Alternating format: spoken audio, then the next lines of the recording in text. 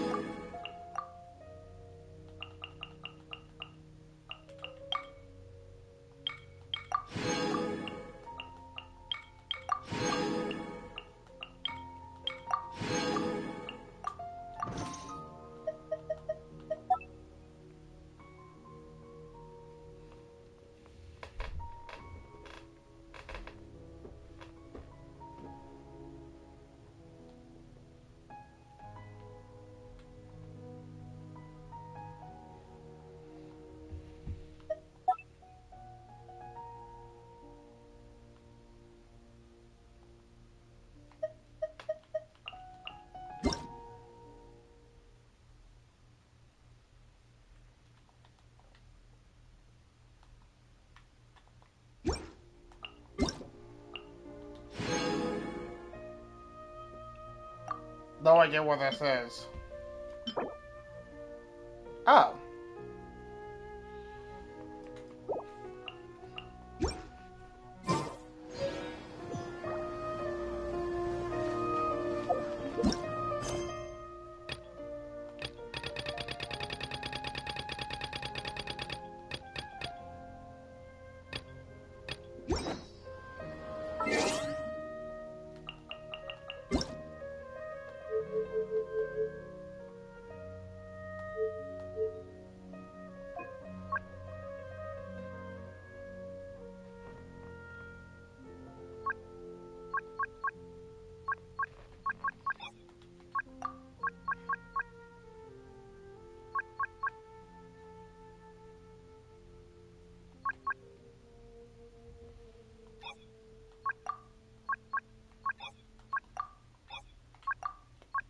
I don't know what I was doing there.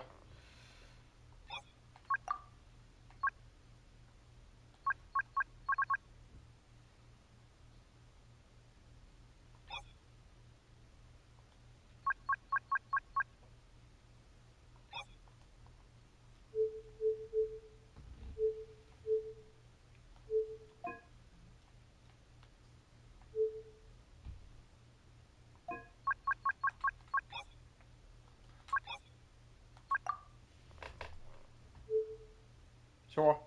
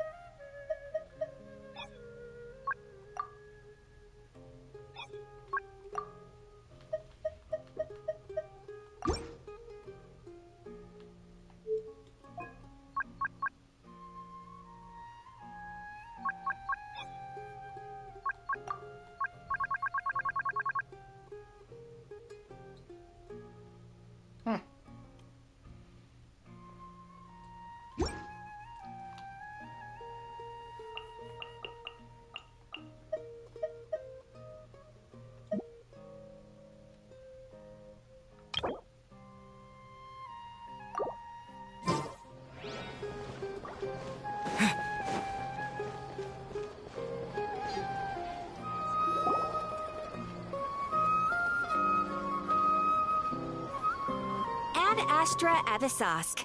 We meet again, you two. Hi, Catherine. Do you have any commissions for us today? Commissions, huh? Let me think. Oh, how about this?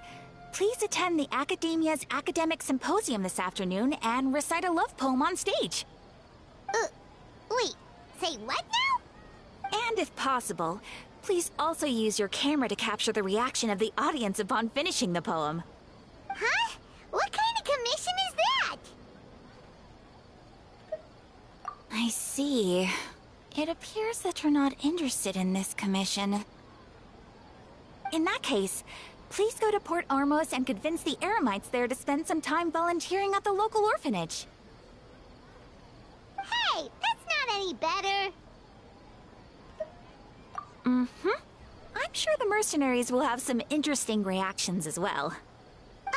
Paimon's gotta ask. Just who exactly has been submitting these commissions to the Adventurers Guild? Oh, the commissioner? Well, actually, I just wanted to see the two of you in action. Was it so obvious? I was hoping you would actually take one of those commissions. That kind of chance to observe humans doesn't come by often. Ah, so it's Nahida. Paimon just knew Catherine wouldn't crack those kinds of jokes. When did you get into her head? From when she said, Ad Astra Abisask. So it's been you this whole time? Are you done resting up, Nahida? Yes. I've been sleeping ever since we parted ways, and I even had a really, really long dream.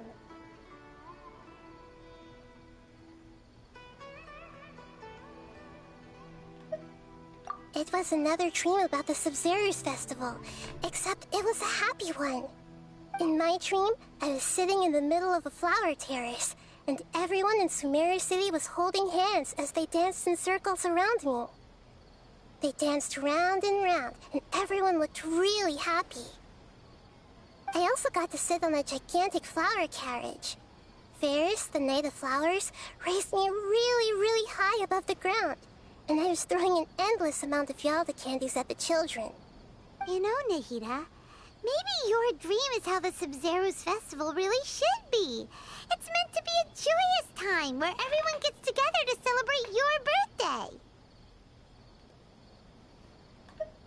Huh? Wasn't I describing a really happy dream? Why are you both looking at me like that? Wait, could this be an example of the emotion known as pity? No, we aren't pitying you. That would only make everything worse. We just don't want you to feel too sad. By the way, have you had a chance to visit Dunyarzad? How's she doing? The Homianis haven't allowed any visitors after the festival, so we haven't been able to check on her. Yes, I paid her a visit right after I woke up. She was resting at the time. Her condition is stabilized. However, since Elazar is a manifestation of the withering on the human body, we can only cure it by finding a way to take care of Irminsol's own withering. But for the moment, our top focus should still be figuring out what the sages are up to and what they're planning. Right. Who knows what'll happen if they manage to pull off another scheme like the Samsara of the Sub-Zero's festival. So our first priority should be investigating and putting a stop to the sages' activities. As for how we should pull that off, let's discuss it somewhere else. There are too many adventurers around here. Oh, good point. Sorry, adventurers. We're gonna be borrowing Catherine for a little while.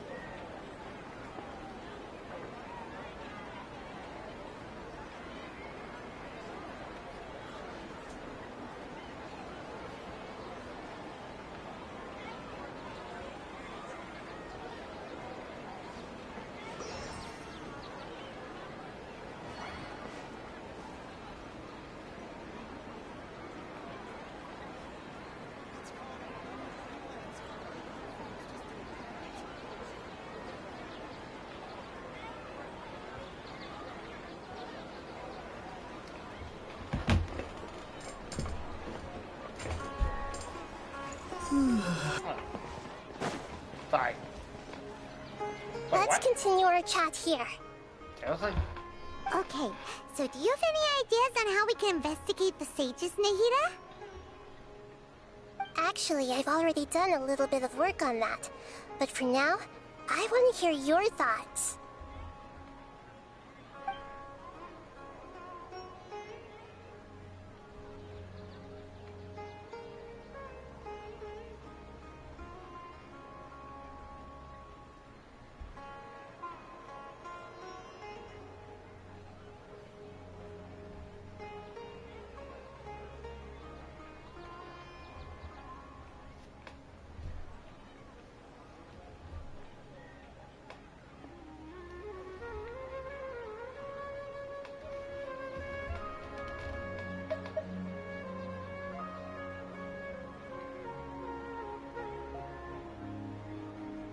We're in the dark as of now.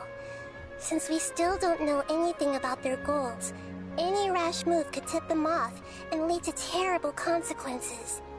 After all, every person in Sumeru City is one of their hostages. I've already tried that, but all the key members of the Academia, even the core of 30 guards, intentionally avoid wearing their Akasha terminals. It seems that from the very beginning, they've been guarding against info leaks from the Akasha. Of course, it could also be because they're wary of me.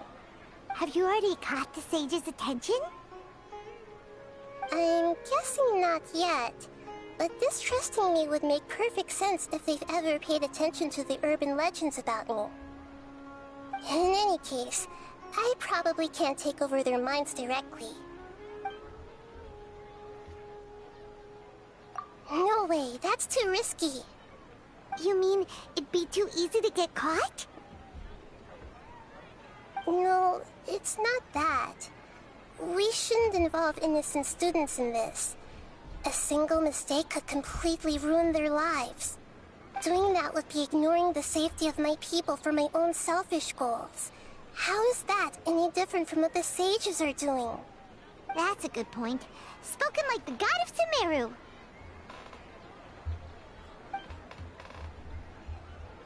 Are we really out of ideas?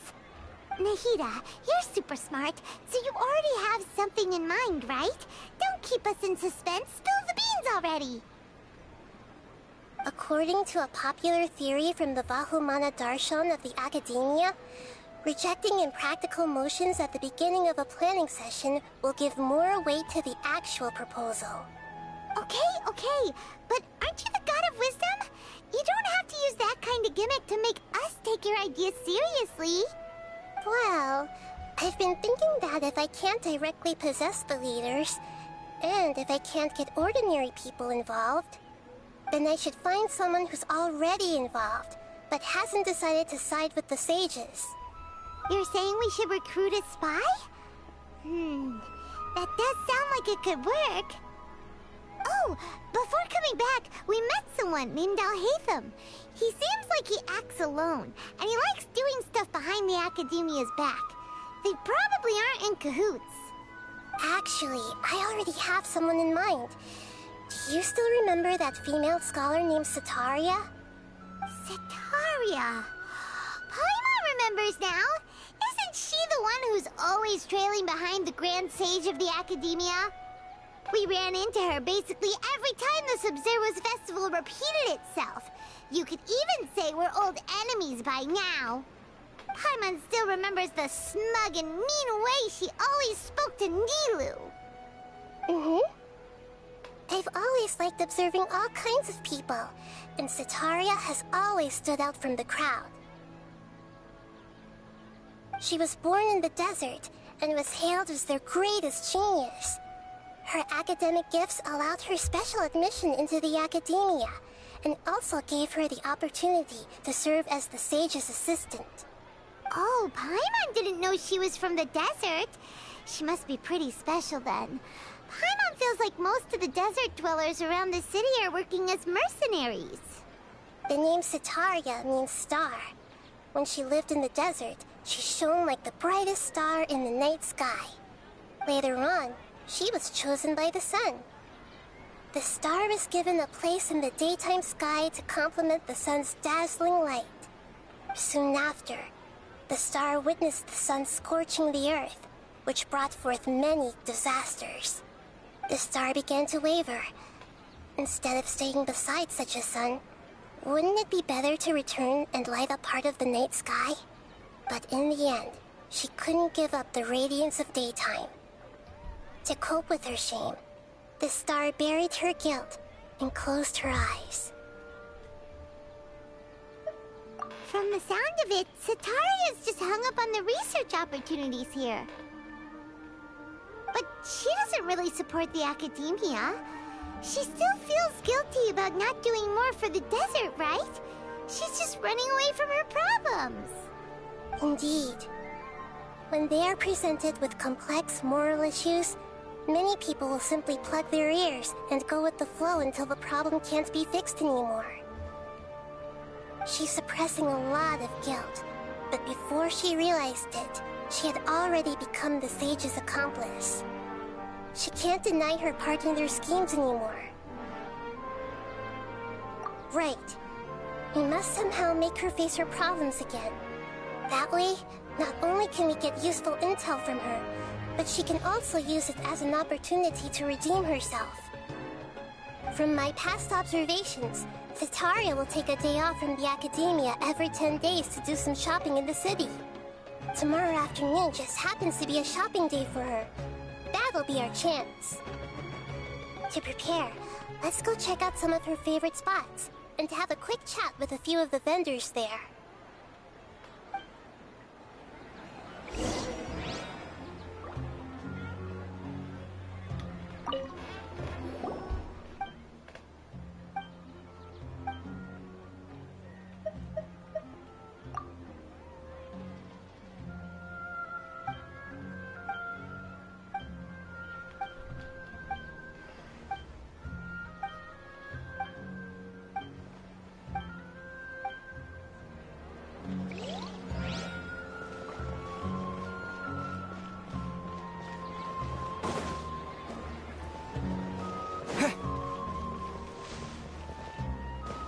Ah, fortune teller.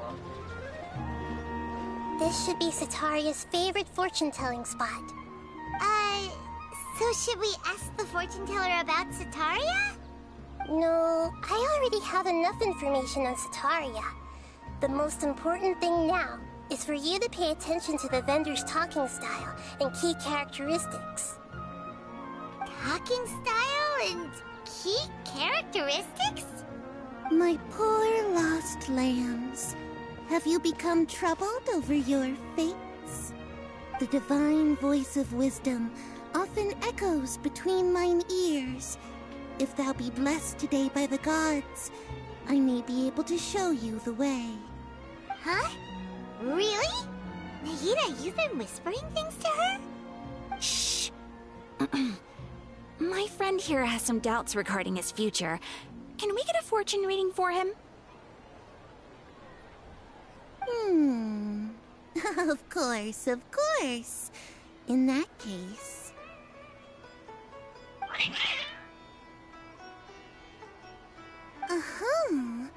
It would seem that Harut and Marut are quite wary of you. Perhaps, at some time in the past, you have somehow offended the gods. Only mocking the god of Animo, questioning the Lord of Geo's financial savviness, and brawling with the god of Electro. Do those count? Oh, nothing. Go on, pick an aspect for her to divine. Love prospects? No problem at all.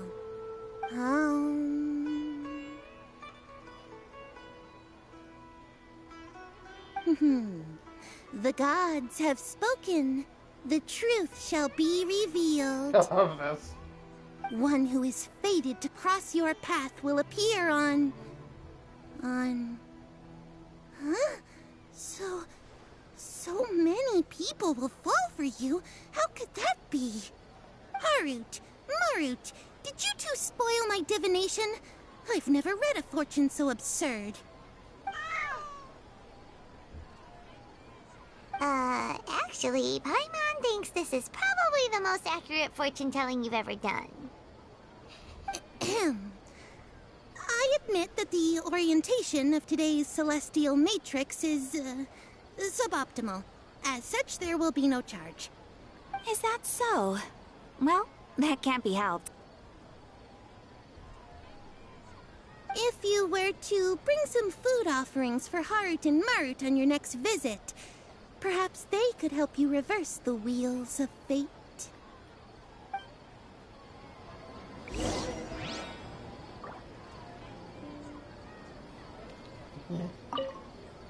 I've never seen Harut and Marut be so wary of anyone.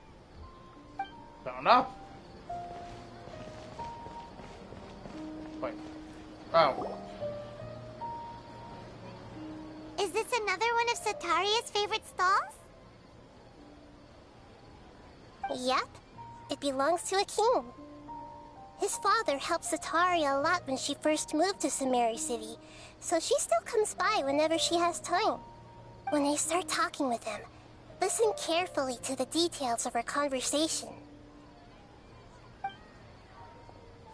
Ah, dear customers. Would you like to look at some pottery? We caught wind of your great craftsmanship, so we specifically came to take a look. Oh, I recognize you. Aren't you Miss Catherine from the Adventurers Guild? Sounds like I'm in for some big business. Speaking of, where did you learn this trade? I suppose you could say it all started with my dad. He's a mason by trade, but I picked up an interest in clay while apprenticing for him. After that, I began making pottery by myself in secret, and I simply changed trades when my works turned out well. Although it's a pity that I'm no longer making much use of the knowledge provided to me by the Akasha.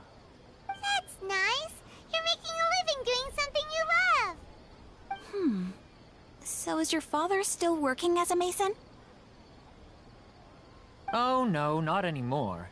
A few years back, he fell from a roof and broke his leg. Since he had already saved enough Mora over all these years, he's just enjoying the retired life in Port Ormos nowadays. I see. We wish him peace and happiness in his retirement. I'll have someone in charge of logistics at the guild come by another day for some goods. We'll leave you to it. Take care now. No problem. Rest easy, all our goods are sure to meet your every need.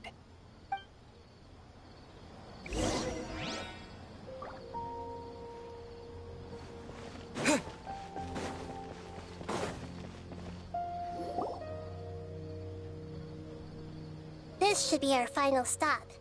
Sataria's always thinking of this restaurant when she's working at the academia, so she always comes by whenever she's out in the city. Nahida, you've really thought of everything.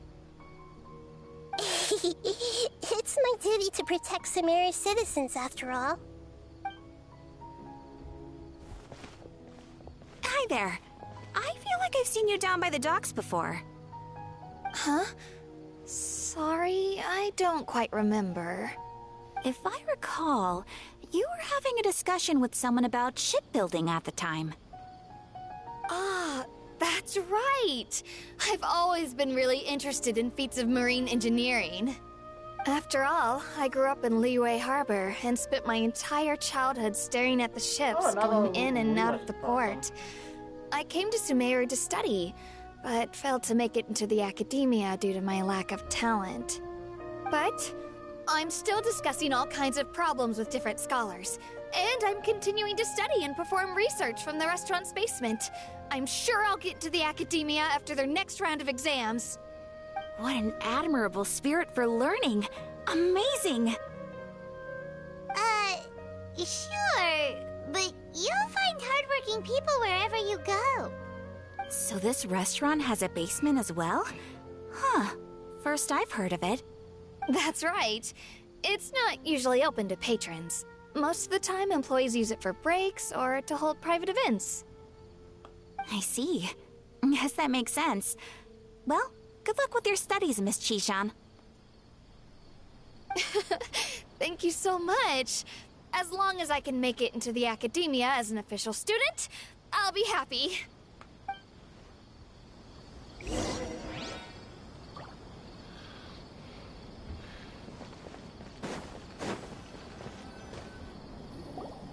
So, was that everybody? Mm-hmm. 3 familiar faces should be enough for Sataria. What's the point of all the information we've collected? Nahida, you still haven't told us how you're planning to make Sataria face her problems. Sataria is already used to avoiding her problems, so we must find a way to break through her usual sensibilities. I remember you mentioned that the Eremites in Port Ormuz are all making a fuss about the upcoming resurrection of King Deshret. Although it's all just a boatload of nonsense, the fate of her homeland may turn out to be Sataria's soft spot. Oh, Paimon gets it now! You want to take advantage of the guilt Sataria feels about her homeland. Although she knows she should return home to help the people of the desert, all she's done is conspire with the sages.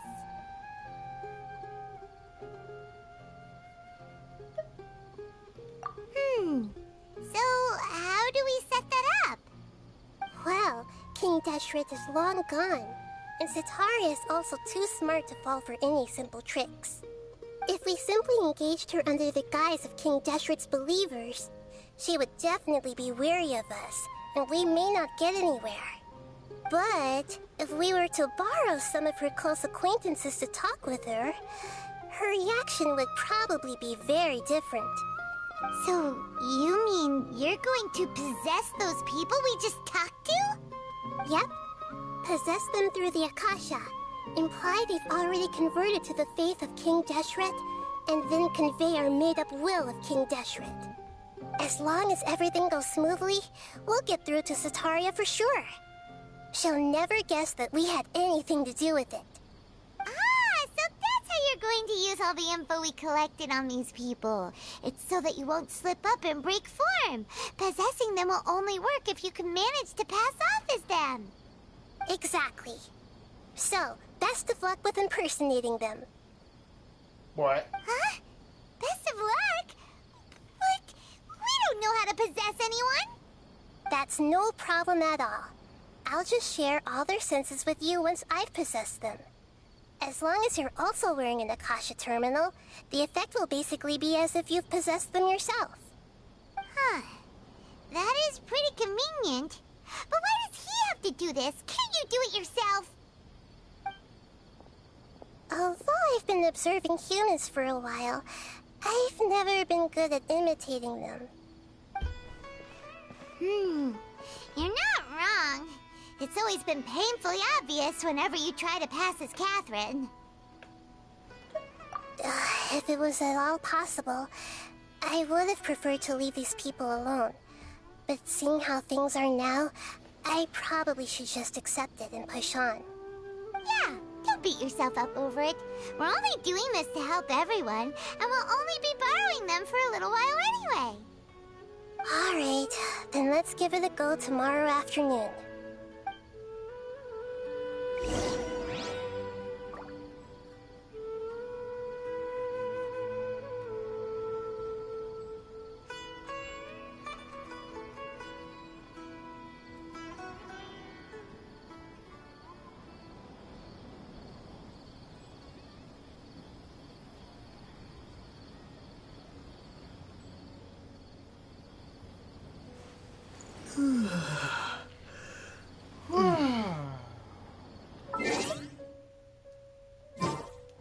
Twelve to 18.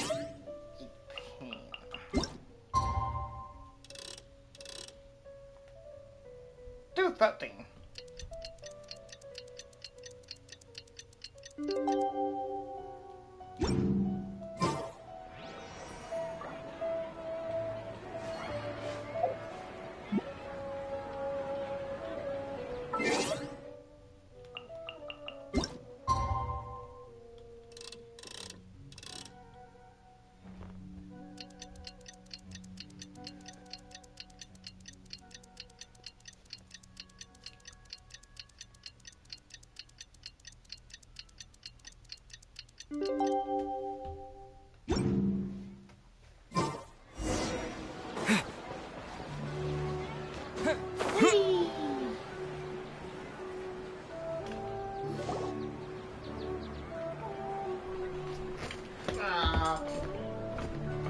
Power!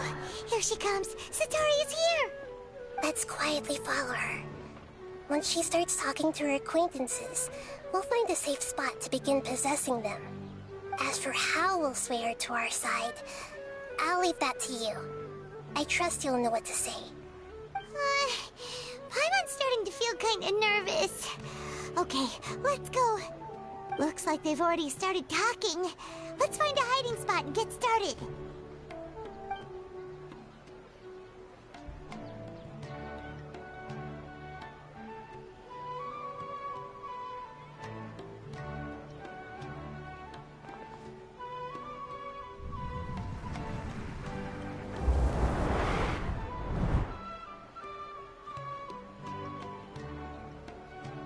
That's right. You really can't force anything when it comes to love. And besides, everyone around me has a very different background and outlook. Are you still listening to me, Nabia? Oh, of course I'm listening. You were talking about troubles with your love life, right? I heard everything you said. Okay then. You just seemed a little distracted for a moment there. Strange. Your cats seem pretty worked up. Is something wrong? I always thought they were quiet, happy kitties. Oh, what are their names again? That's right. They are just little darlings, aren't they? Harut and Marut. So, which fortune do you want me to read for you today? You must have come for another echo of the divine voice of wisdom. I'd like to get another reading on my love prospects, but to be perfectly honest with you, I feel like I've been a real mess recently. A mess? Well, could you do a reading on how long it'll take me to finish my current project at work? I really just want to get it over with. I hear you. No problem at all. The gods will reveal the truth.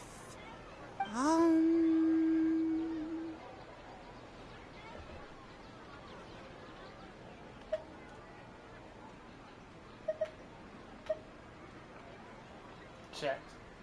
What was it?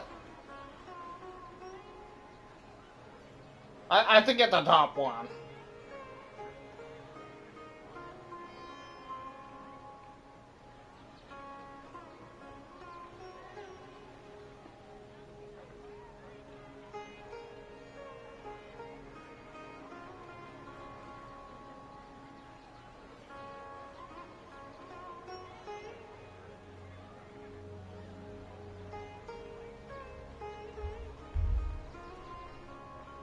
Yeah.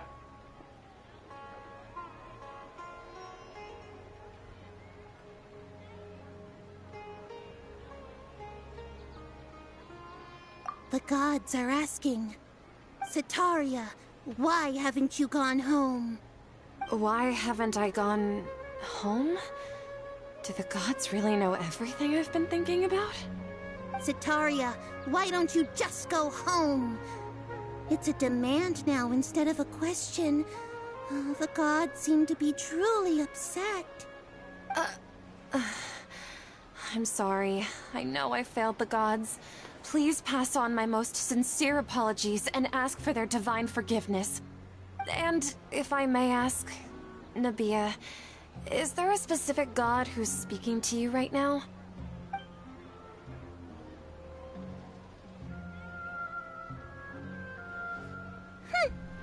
What an inconsiderate and naive question.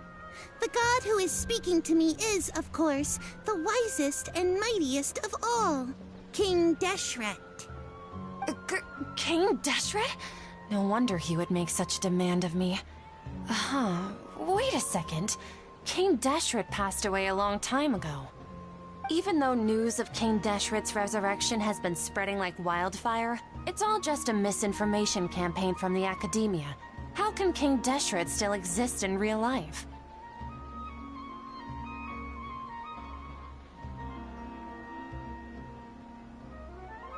What insolence! I am King Deshret's most loyal believer. Do you wish to refute his voice of wisdom? Oh, no. As a child of the desert, I am only reveling in his power upon learning that his divine glory has touched even this city. I will think very carefully about his demand of me. I'm sorry. I must go now. Wait!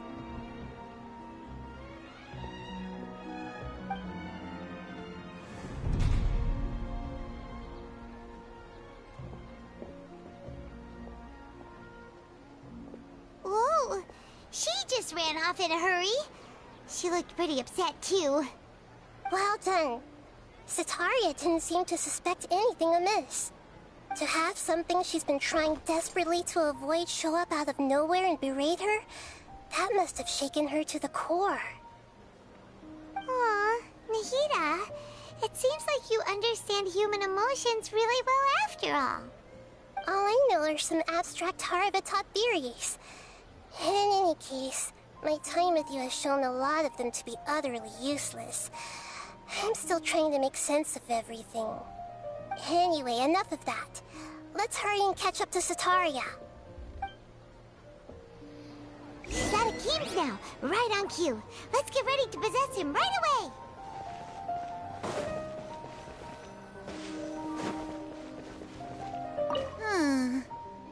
What's gotten into Harut and Marut? They seem terrified of me all of a sudden. Don't worry about it. Whack, do it.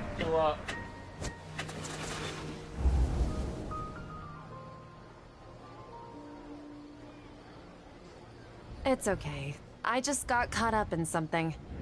Oh, actually, didn't you ask me to help you look for work? What kind of work were you looking for again?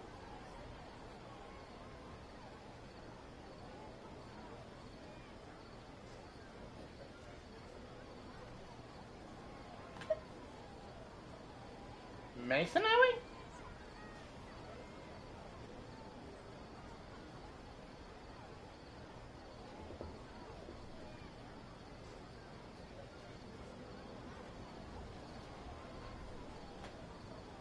Oh, right.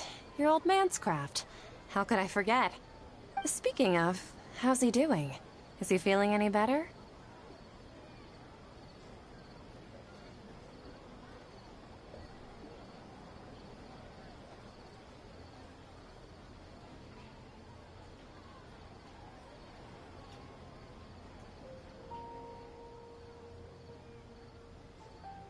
Oh, that's good to hear. I have been thinking a lot about him. If I could get some more time off, I'd love to pay him a visit. Actually, while we're talking about him, is he still living in Port Ormos? Yeah, He's been retired there for a while. If you could find the time, please write him a letter. Let him know that recently, faith in King Deshret has taken root in Port Ormos and has begun to spread across Sumeru. He has a quick temper and has always been a devout follower of the Dendro Archon. I don't want him to get into a fight with those King Deshret believers because of a difference in beliefs. Oh? So, who are you siding with in all of this? The Academia or King Deshret? I'm so jealous of you. You were born a child of the desert, yet you chose to betray King Deshret, and now you spend all your time with those crooks from the Academia. Akeem, you don't mean... you've also become a believer of King Deshret? What's so strange about becoming a believer of the wise King Deshret? In fact, aren't you the strange one? The one who still can't pick a side? Can't pick a side? Me?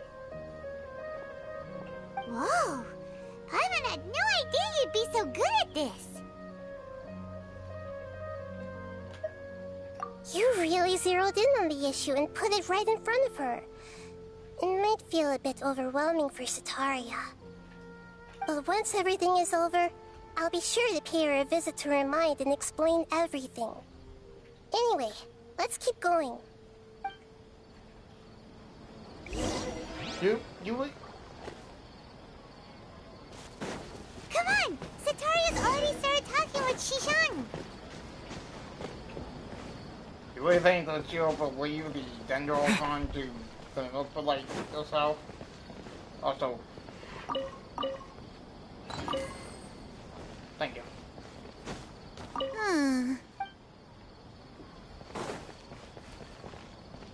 Whoa. What happened just now? Wasn't I talking with Sitaria? Where'd she go? Mother blacked out.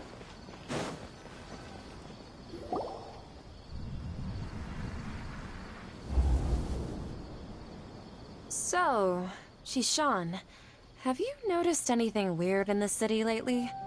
Like, as if someone was trying to preach to you about something? Basement. Oh, right. Speaking of strange things, I celebrated the Sub-Zerus festival so many times that I lost count. That was really weird. Wait, how could you be aware of that? That should be impossible. Nothing in the report indicated anything like that. Are you still failing to realize that the Academia's lowly tricks could never deceive all of Sumeru's citizens? Shishan, don't tell me that you've converted to King Deshret as well! What an absurd question. You make it sound like I should be ashamed for becoming a believer of King Deshret. In reality, shouldn't you be the one who is ashamed? You, who works side by side with the Academia and treated people as nothing more than experimental subjects? Please, please stop! Even now, Sataria's still trying to run from her problems. She can no longer justify everything to herself. Hey, she's trying to talk to the guards! What should we do? This is the most important part of all. Quick, get ready. Mercenary, you're a member of the Corps of 30, correct? Please help me pass a message to the Matcha right away. The situation in the city is getting out of control. Please, try to remain calm, miss. Tell me what's happening in the city. Heretics are infiltrating the city, and they've already converted many residents to their side. Heretics? What kind of heresy are you talking about? King Deshret! Many people I know have suddenly started believing in him, but he's long dead. It's impossible. Miss Sataria, nothing is impossible. You know my name? King Deshret is immortal, and all who defy him will one day pay the price. You must face the truth, Sataria. You tread a treacherous path, and the longer you ignore it, the tighter the Academia's grasp on you will become, and the deeper you will be ensnared. Child of King Deshret, Never forget that the desert that belongs to you lies elsewhere. What's so strange about becoming a believer of the wise King Deshret? In fact, aren't you the strange one? The one who still can't pick a side? What an absurd question. You make it sound like I should be ashamed for becoming a believer of King Deshret. Setaria, why haven't you gone home?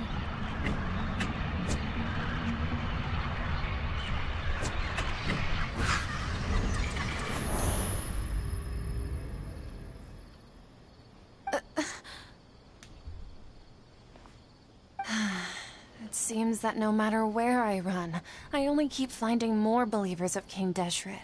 I have to say, this is a familiar feeling. I've also been running from my guilt, this guilt over my part in the Sage's plans, and from ignoring the letters from the children of my homeland. But no matter how much I may try to ignore or get rid of it, my guilt always comes back.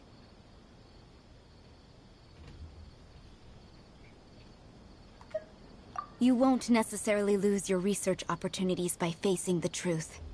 Besides, did you really want to conduct your research while carrying such heavy feelings of guilt? How do you know me so well? Are you truly just a believer of King Deshret? Or are you the god himself? That's not important. The important thing is to pass judgment on the academia and its sages, and to correct their mistakes. If you could provide some assistance in this matter, perhaps it could serve as a form of atonement. I've actually never believed in the gods, but I've always believed in serendipity. Your appearance must be a fated opportunity for me to get out of this wretched situation. Please tell me, what can I do for you? How much do you know about the sage's current activities? I was just one of the designers for the masked dream harvest scheme, which is what happened around the Sub-Zeru's festival. But I know very little about the full scope of the overall project. I'd assume that only staff with the highest clearance would have access to those confidential documents. I've just been working to meet the Grand Sage's specified requirements. However, there's something that's been really bothering me. I heard that a scholar who was previously expelled has returned to the city, and even the sages are still quite wary of him. To fight against the academia, we will need to figure out the nature and the purpose of their work. Is there a way for us to get access to the confidential documents you mentioned? It should be possible if we're willing to take some risks. After all, I'm an assistant to the Grand Sage, and I've been working on many tasks outside of the project. One thing, though, I won't be able to transfer the documents to you through the Akasha once I get my hands on them. The sages have always closely monitored all activities within the Akasha. Let me see... let's use the most primitive method. Send someone to pick up the documents tomorrow evening at the Academia entrance. The Academia entrance. Wouldn't that be too conspicuous? Don't worry about that. I assure you, this won't be a trap. I'm only suggesting this location because it'll draw more scrutiny for me to leave the Academia again. It'll be safest for me to distract the guards long enough to hand you the documents. All right, I trust you. So, if I were to successfully complete this task, would it mean I've atoned for my wrongdoings? That'll depend on the judgment of the Dendro Archon. The Dendro Archon. That's right. Her people are the ones we have endangered. As the God of Wisdom, she's also the one responsible for judging and guiding the scholars. Maybe it's time for me to find a god to believe in. Just as Nahida predicted, we've managed to bring Setaria to our side! The Traveler's execution was ingenious. He's the one who deserves all the praise. Well, now that we've made plans to meet again tomorrow evening, all we can do is pray for Setaria's mission to go off without a hitch. Pray? But if we're going to pray to the gods, aren't we just praying to you? God of Wisdom and Guardian of the Scholars? No. The truth is the true Guardian of Scholars. I've always believed that. Anyway, let's meet again tomorrow evening at the Adventurers Guild.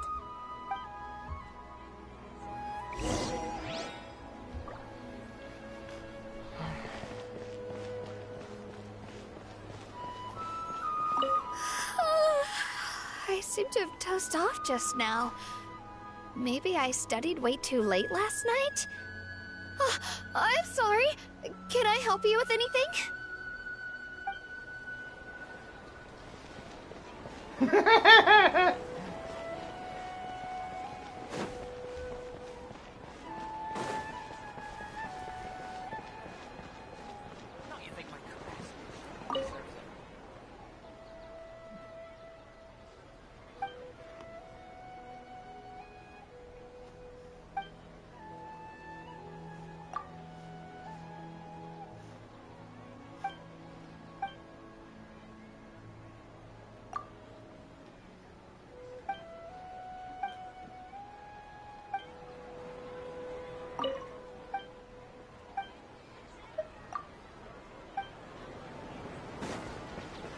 I can't with her voice again.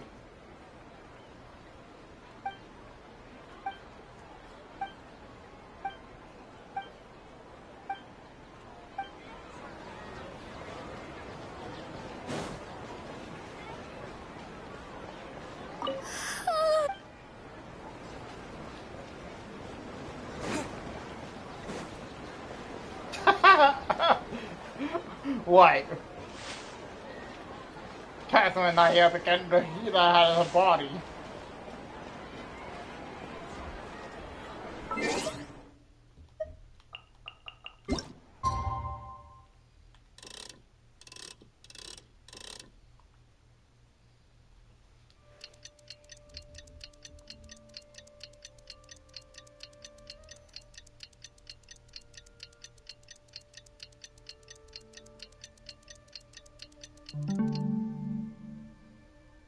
Da-da-dum.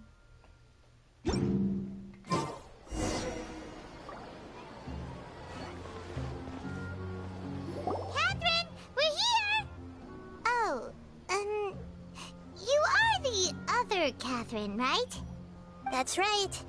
I suppose I'm the other Catherine in your mind. Shh! We're on a secret mission tonight, so we need to protect Catherine's identity. Yep, Paimon's right. We cannot fully rule out the chance that the meetup tonight is just a trap. If something were to happen, my existence may be the only trump card we'll be able to play. After all, the Academia should still be unable to confirm the existence of my consciousness in the outside world. Yep, exactly. Just what Paimon was thinking. Let's not tell that. Anyway, enough about that. Let's just make sure to be on our guard. Off? What do you feel is off? It's the middle of the night. Of course it's quiet. You're not getting paranoid, are you? No, I think he's right. It really is a lot quieter than usual. If you look around, there seems to be fewer people on the streets.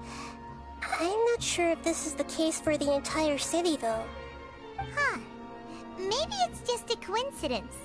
Maybe Setaria figured out a way to not only distract the guards, but also to get everyone to go to sleep early, just so we can exchange the documents in peace. I also can't quite figure out why things feel a little off. But now that we're here, let's go ahead and meet her as we planned. Well, regardless, as long as you're here with us, Paimon feels a little safer.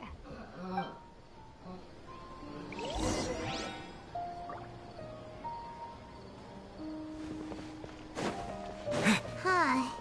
There really aren't many people out right now. Let's hope it'll be this quiet in front of the Academia, and that Setaria managed to distract all the guards. Oh no! They're gone. That's a shame.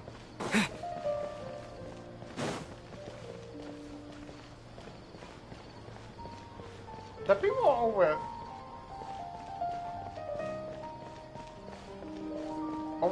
here.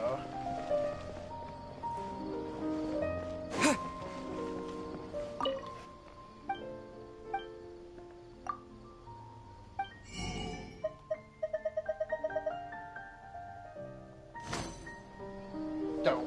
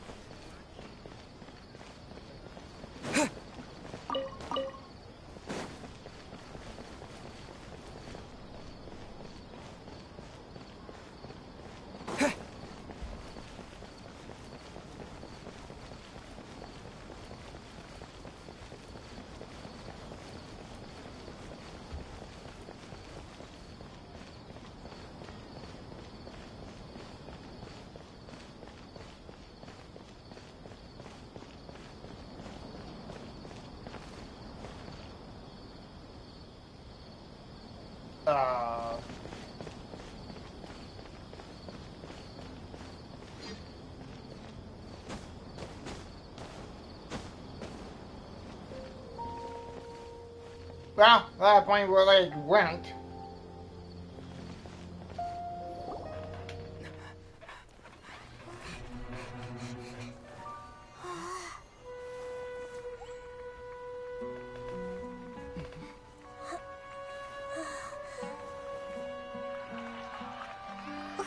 What are all these people doing here at this hour of the night?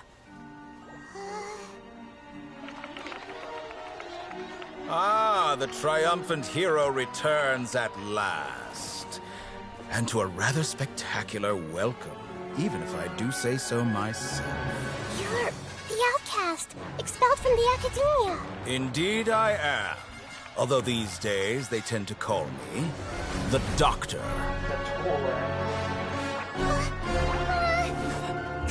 If you're looking for your researcher friend, she has already been taken into confinement. With some basic caution, she could have discovered the listening device on her person. Clearly, she lacks the degree of rigor expected of a true scholar.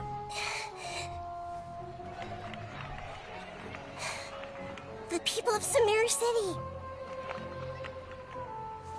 What have you done to them?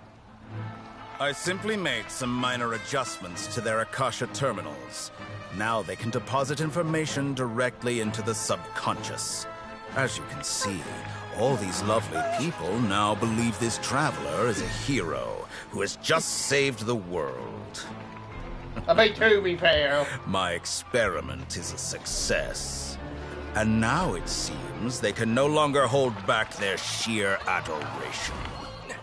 Oh no, what should we do? These are all just regular people. Leave now. You need to get out of here. But that guy's a Fatui Harbinger. We can't just leave you here.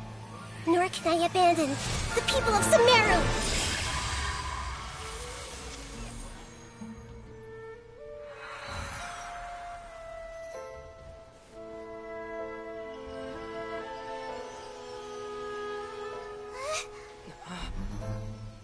Don't worry.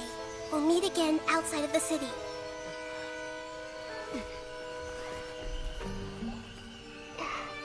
I see. You appear to have overridden their mental faculties with your own consciousness. To possess such a powerful mind, you must be the god of wisdom.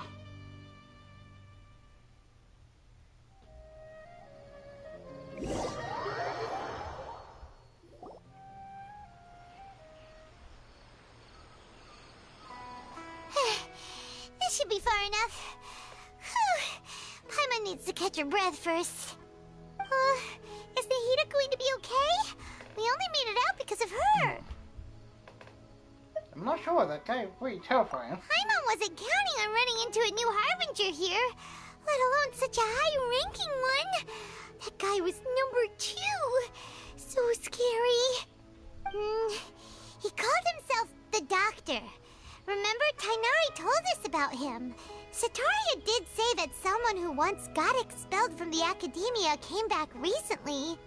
And that even the sages are wary of him. Yep, sounds like she must have been talking about the Doctor.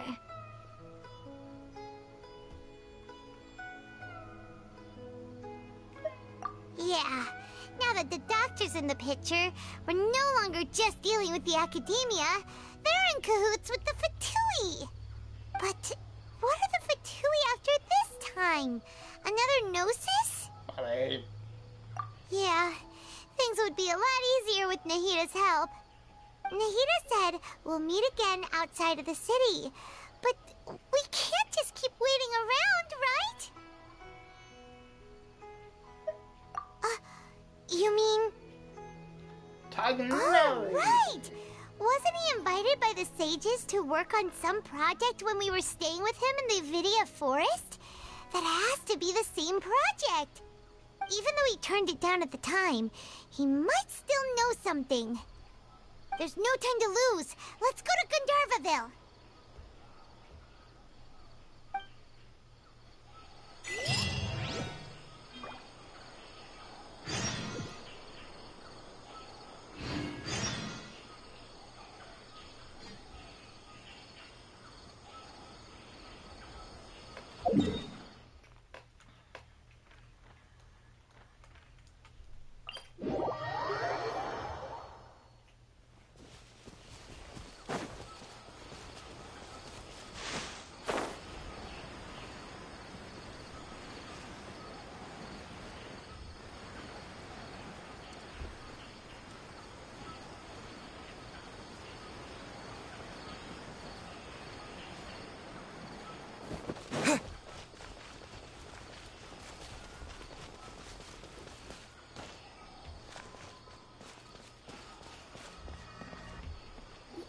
Hold it right there. A blonde-haired traveler and a floating fairy. We've got you all right. Take a look around. You've fallen right into our trap. Are you mercenaries from the Corps of 30?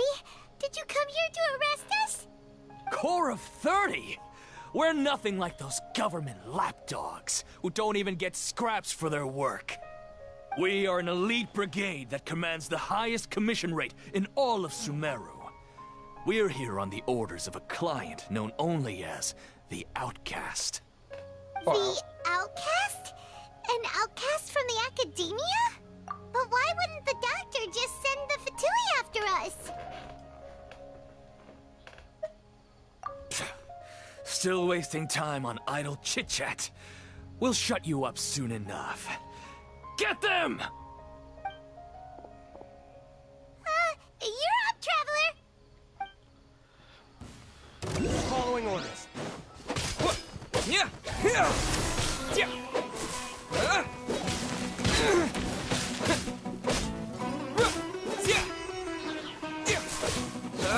Propagate!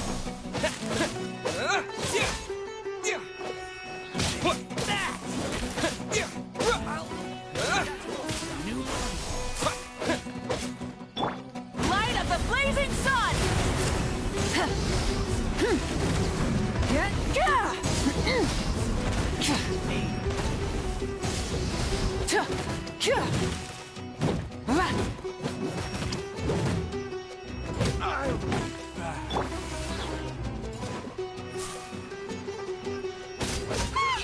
It isn't over yet! Here comes reinforcements!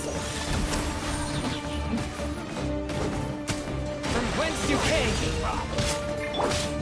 Burn it down!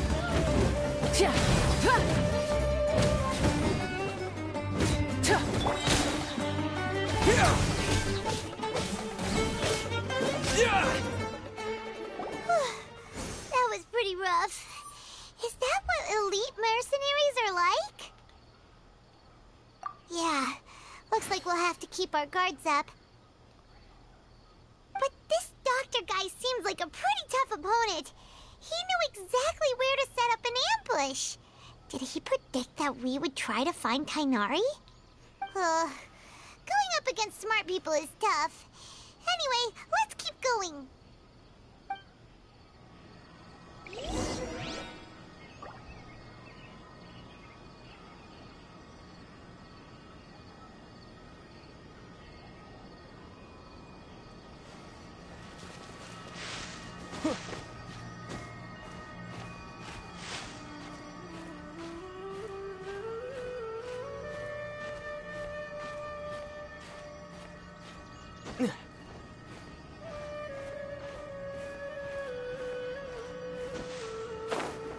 How do I miss that?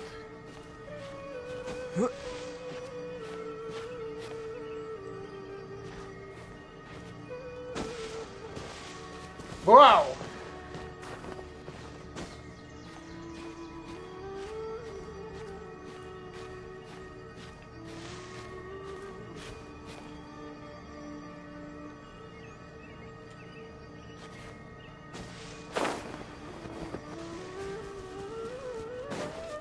Oh, wait a minute.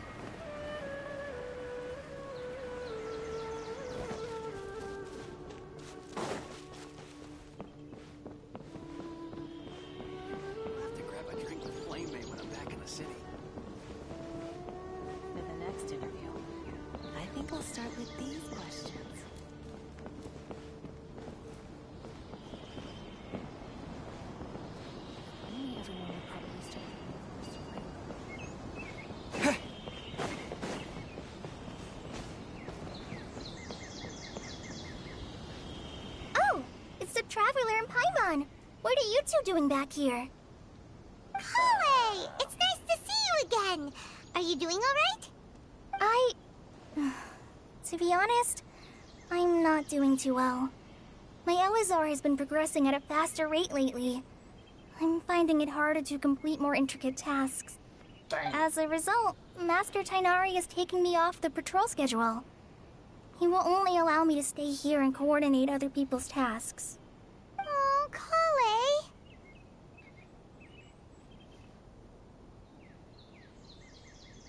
Speaking of Tainari, did he go off on patrol? We're here to talk to him. Oh, Master Tainari? He just left the Avidia Forest a little while ago. He was headed to Party's DI. Huh? He left? But isn't Tainari always saying that he never wants to leave the Avidia Forest? He even turned down the Sage's invitation. I thought it was weird too. Master Tainari always prioritizes his work as a forest watcher above everything. He almost never leaves his post. He left in a hurry this time, though. No, I only found out that he left through a message he left behind. He also made sure to delegate all his tasks using a schedule. To leave in such a hurry? I'd guess he had something urgent to take care of. Master Tainari originally studied in the Amorta Darshan of the Academia, and Partis DI is something like the Amorta's research base. Many rare shrubs and grasses have been planted there for research. I know that before he became a forest watcher, Master Tainari once spent a long time conducting research at Partis DI. A research base, huh? Gotta wonder what kind of research Tainari just decided to work on all of a sudden. Oh, we don't have a lot of time, so let's go look for him at Party's DI.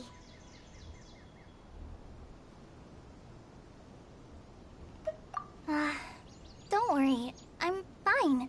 I'm used to living with Elazar by now. If you run into Master Tainari, please send him my regards. Got it. Will do. See you later, Kale.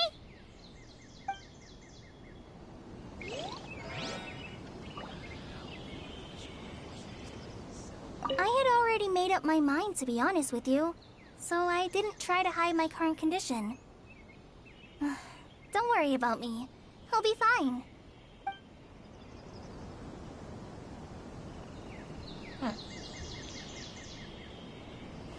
Wait.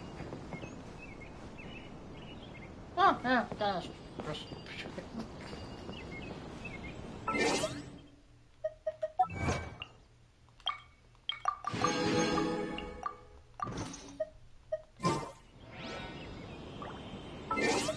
Wait, what am I doing?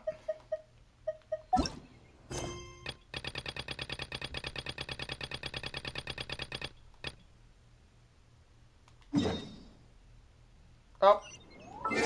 Wrong button.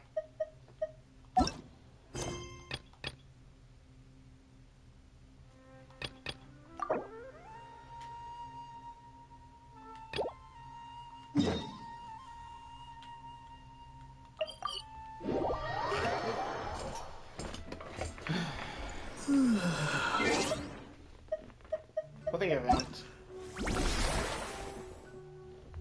The guys don't need calling on my team, man. Hello. Everything's ready. Hello. Nice to meet you. Hello. Everything's ready. Hello. Nice to meet you.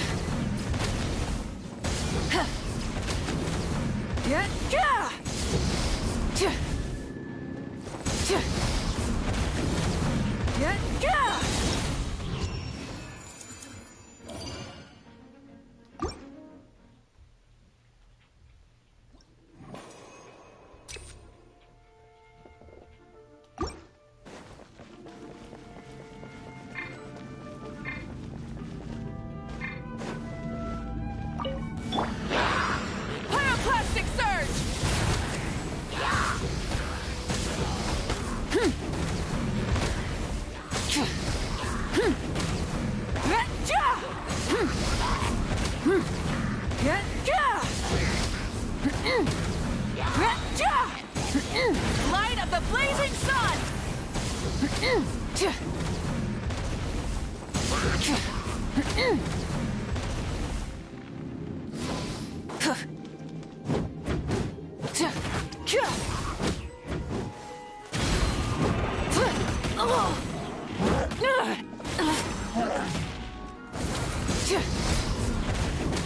Wrath from the skies!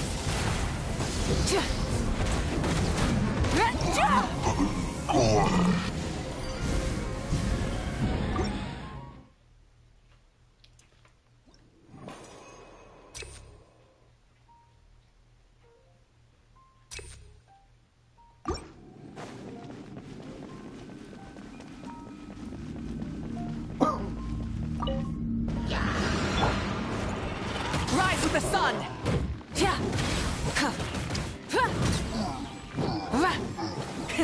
Rev the engines!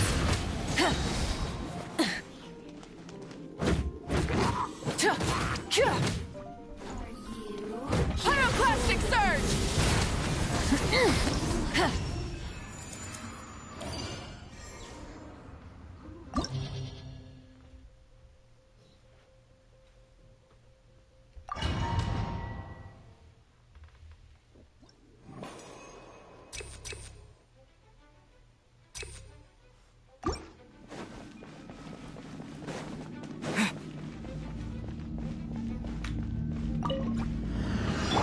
Wrath from the skies! Full throttle!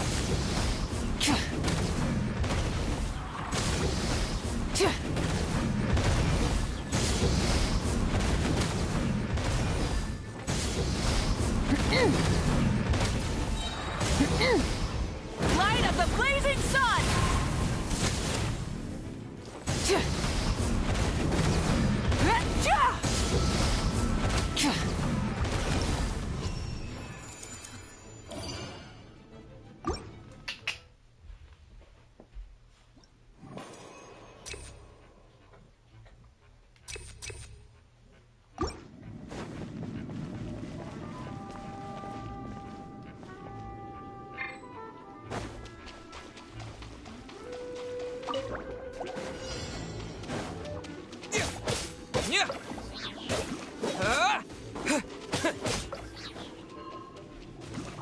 Germinate! Forth, my blade!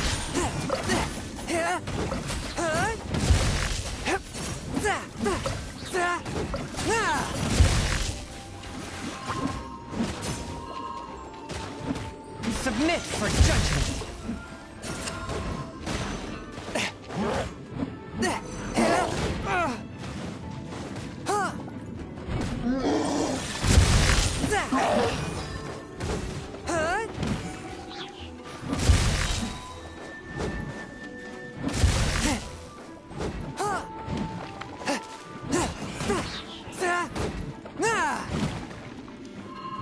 From whence you came!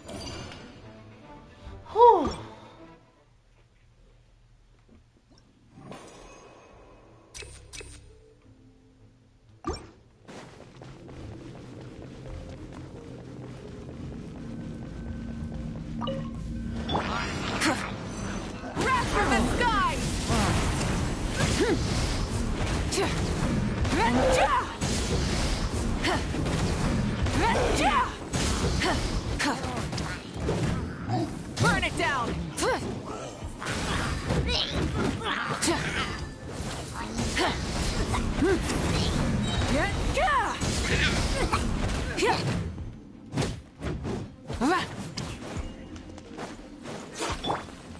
One with my blade. Rise with the sun! Light of the blazing sun!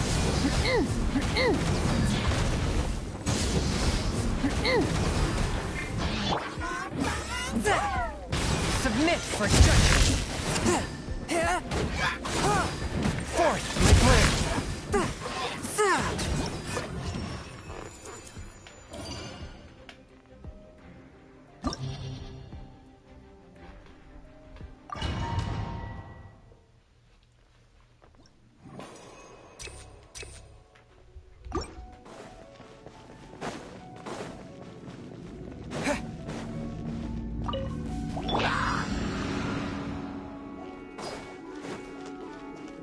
Let the magic begin!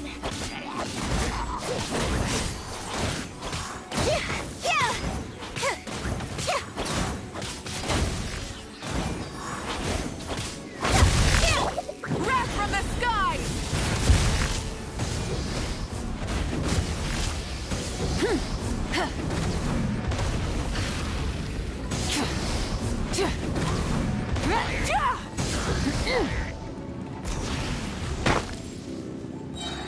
Pyroclastic surge!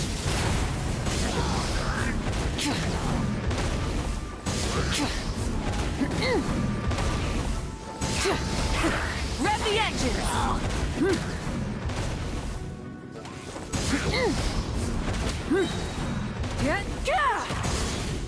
Light of the blazing sun!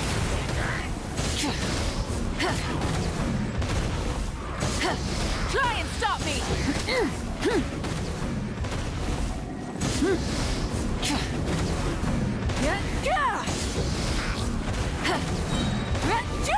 Wrath from the sky!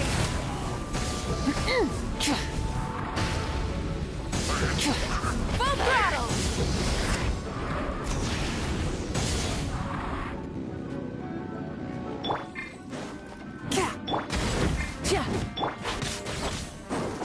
Cue the spotlight!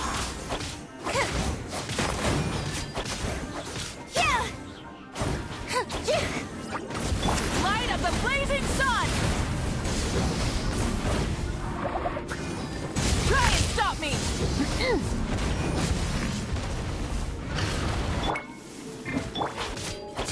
Over here!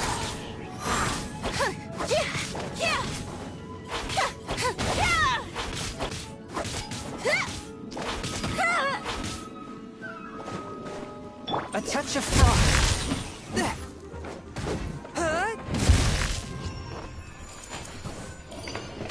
Ah, man. Win streak lost.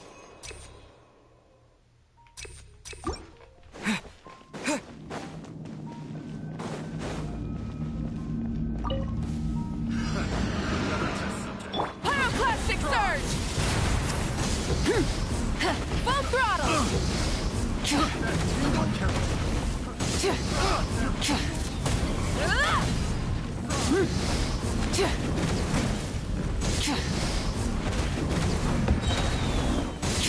Light of the blazing sun!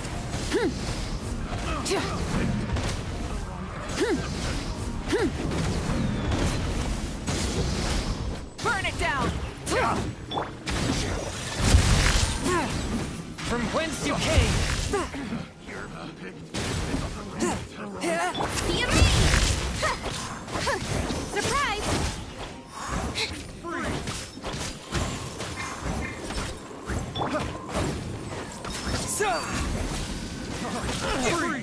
Wrath from the sky! Rev the engines! Test subject. I got careless. Picked. That tingle? Light it up! Pyroclastic surge!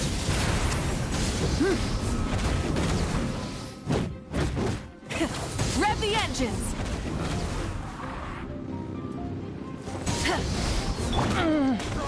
Submit my judgment!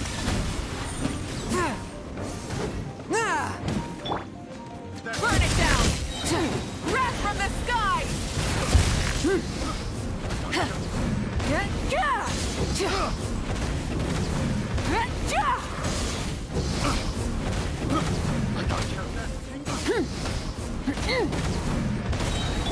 Swift and merciful, from whence you came! Pyroclastic surge! The wrong test subject.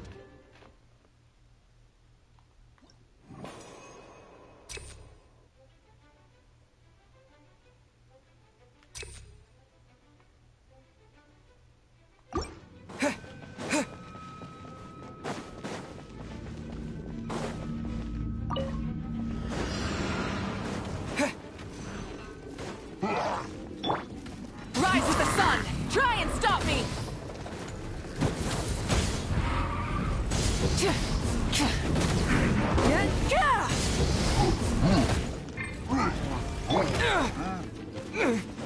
Germinate! Rev the engines! Light up the blazing sun! No more mistakes!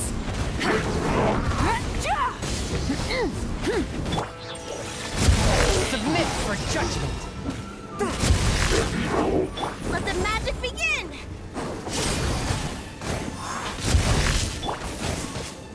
Propagate!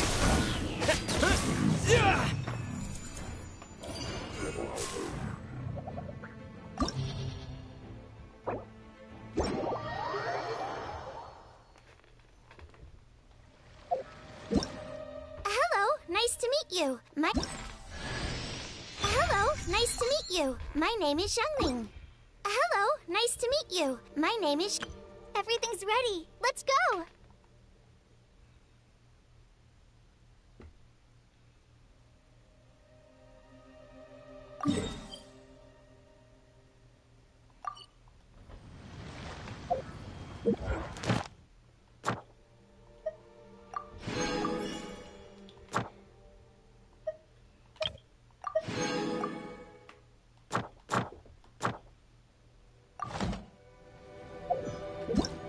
Everything's ready.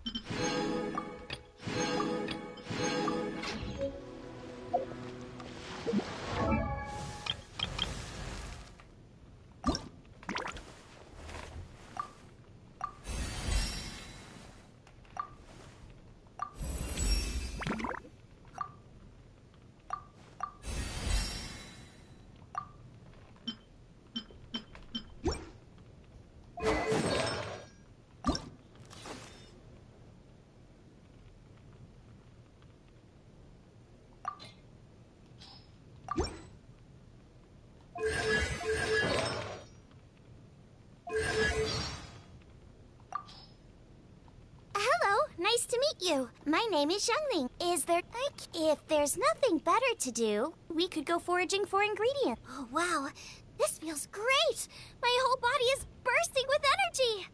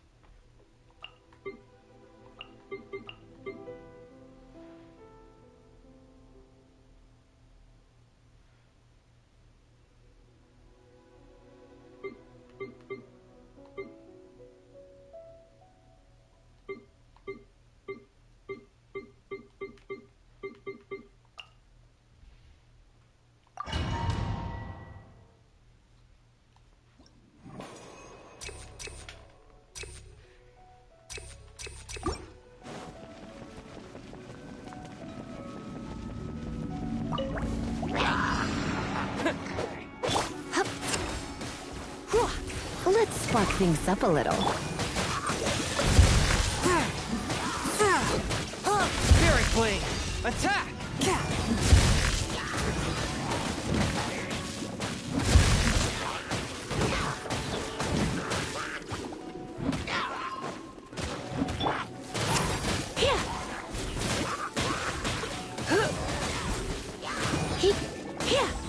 Come a little closer. You're in for a little shock.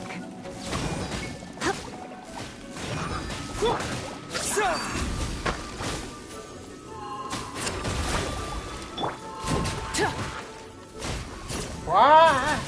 Wrath from the sky!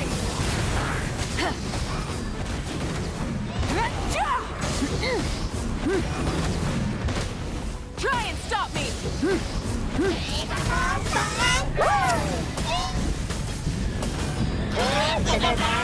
Incinerate! Light of the blazing sun! Rev the end! Submit for judgment! One with my blade!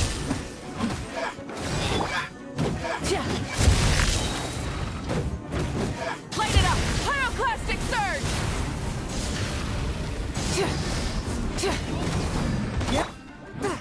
A touch of Oh frost! my god. From whence you came!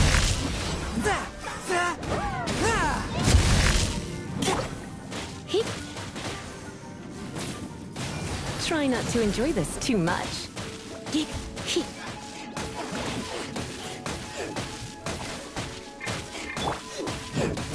Rise with the sun! Light of the blazing sun!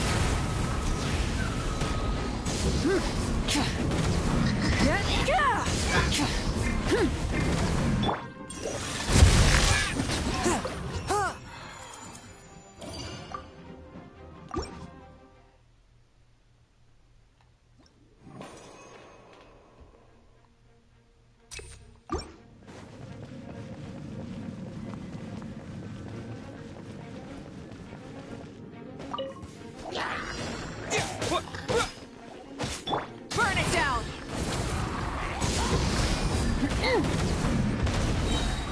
Pyroclastic surge!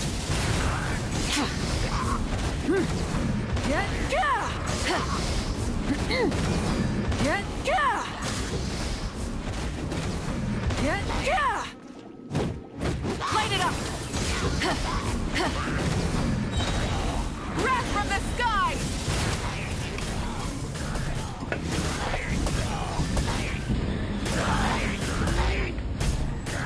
Incinerate! Full throttle!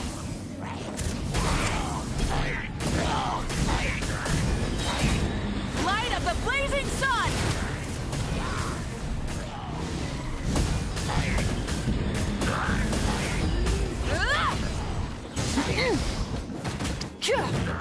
Burn it down! Rev the engines!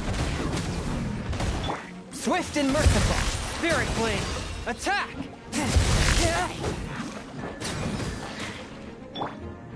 Come a little closer. You're in for a little shock.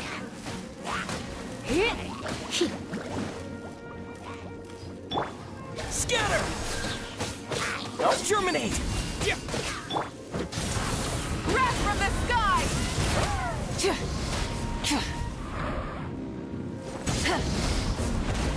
Force my blade!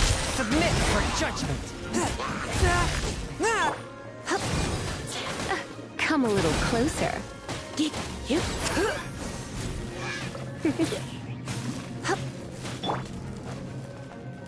One with my blade! From whence you came!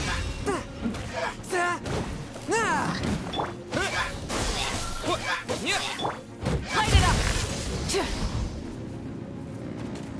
Pyroclastic surge!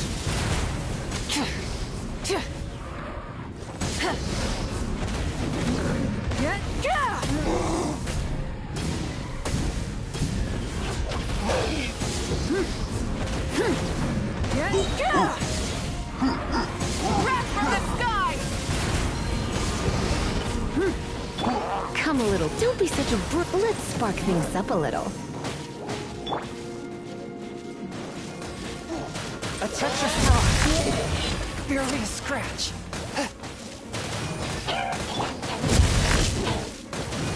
Rise with the sun! Pyroclastic surge! Swift and merciful. Submit for judgment. Burn it down! I'm not even gonna question that.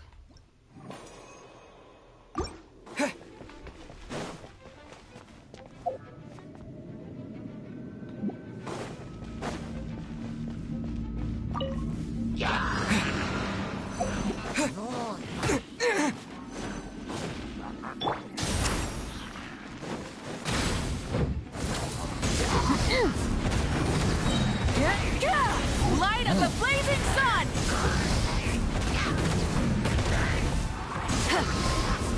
Is this our fate?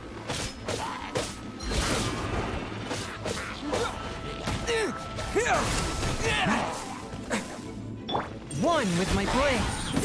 From whence you came, after all that training.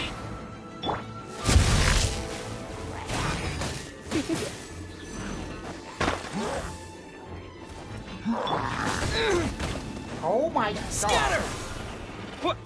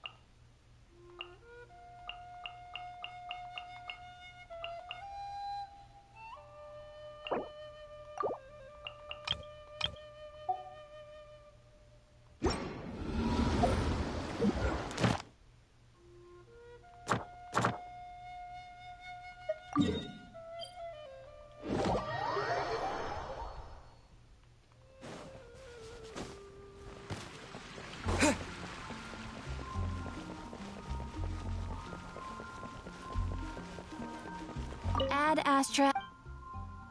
Thank you for completing today.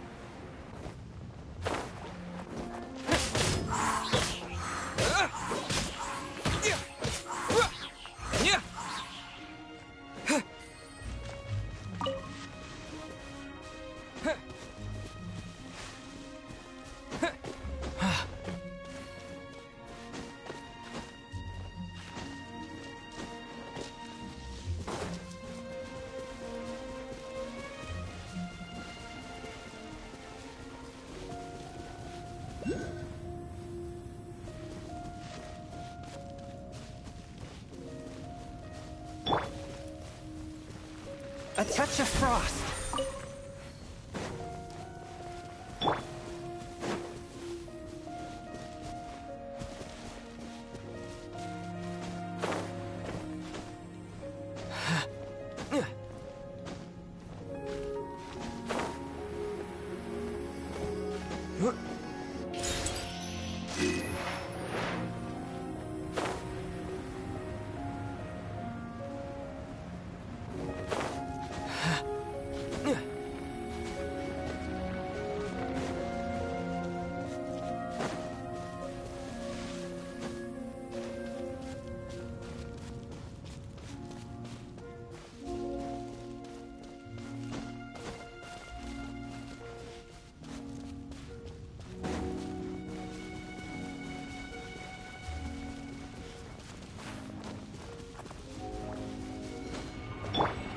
Pyroclastic surge!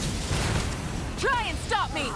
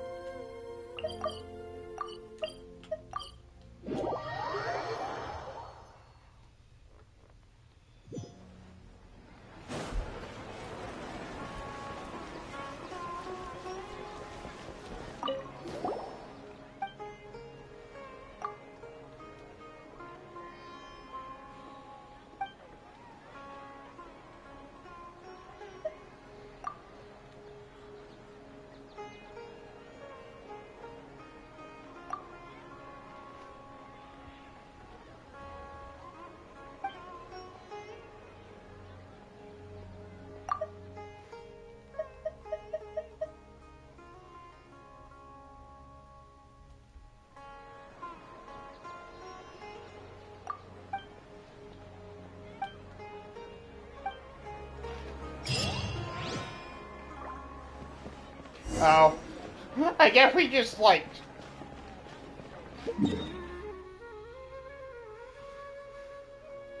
unlock that for...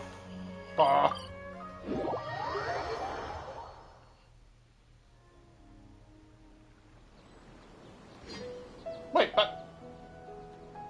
Huh? I've got 2 continents. That's all I've got. Germinate!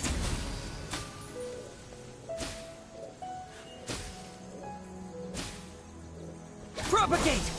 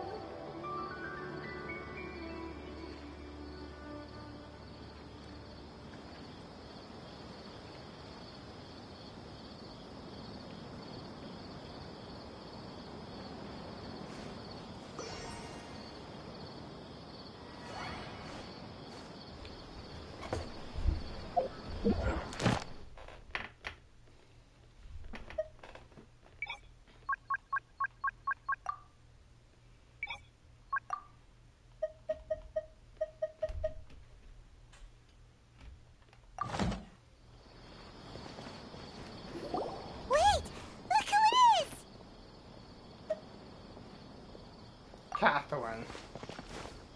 Thank goodness you're okay. We were so worried about you. Hey, this was supposed to be a touching reunion, but you're ruining the moment. Hey, caution. Actually, it's very smart of the Traveler to be wary of me right now. After all, the Doctor has shown that his technology can apparently even control human minds. Plus, it's not like you could have known what happened after we split up and I was facing the Doctor by myself. Even a pool of stagnant water after a torrential storm can occasionally pass as a patch of sky. Paimon feels like only the real Nahida could come up with such an obscure analogy. Huh? But I wasn't trying to win your trust or anything. All I wanted was to clarify my point. Well, we understand that point now. Please, Nahida, tell us more about what happened. Are those poor people all right? When you left, I was still in the middle of restoring everyone's minds. Thankfully, when the Doctor mentioned depositing information into the subconscious, he didn't mean engraving information into their minds. Instead, he did something closer to creating hallucinations. That was still within my power to fix. Luckily, I managed to finish my restorations and mind jump away from him just as he was about to capture me. Whew. What a relief. The Doctor sure pulled out some hidden cards, but good thing we had Nahida with us. I wouldn't be relieved just yet. I gave away my true identity when I restored everyone's minds, which means we've lost another one of our trump cards. Also, the Doctor is already an expert at modifying Akasha terminals. Maybe it's only a matter of time until he captures my consciousness inside the Akasha. Would that mean you'd no longer be able to jump between minds? Then how do we stop him? He's still at the Academia, so it's possible he already started messing with the Akasha.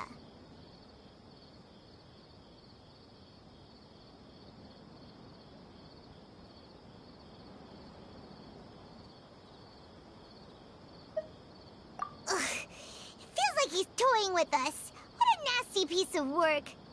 Plus, the Doctor's combat ability alone is apparently enough to make him worthy of being number 2 of the Fatui. We shouldn't give up hope just yet. Let's try to find another way to attack this problem.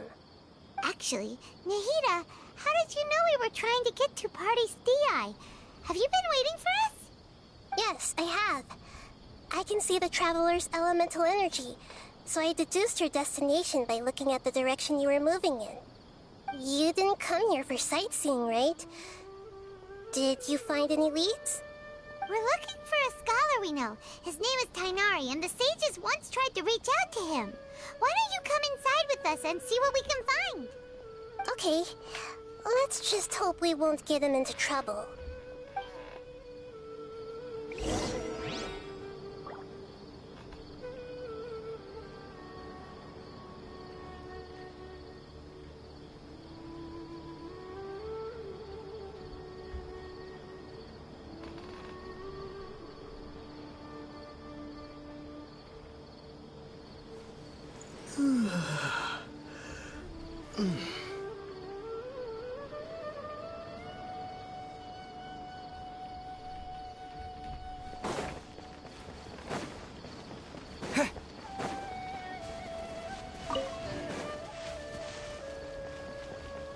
I feel like, if anything, that the mirror world would be for Nahida to level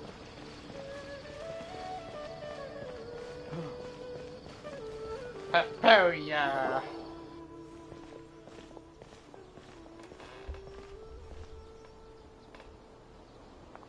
Traveler? It is you!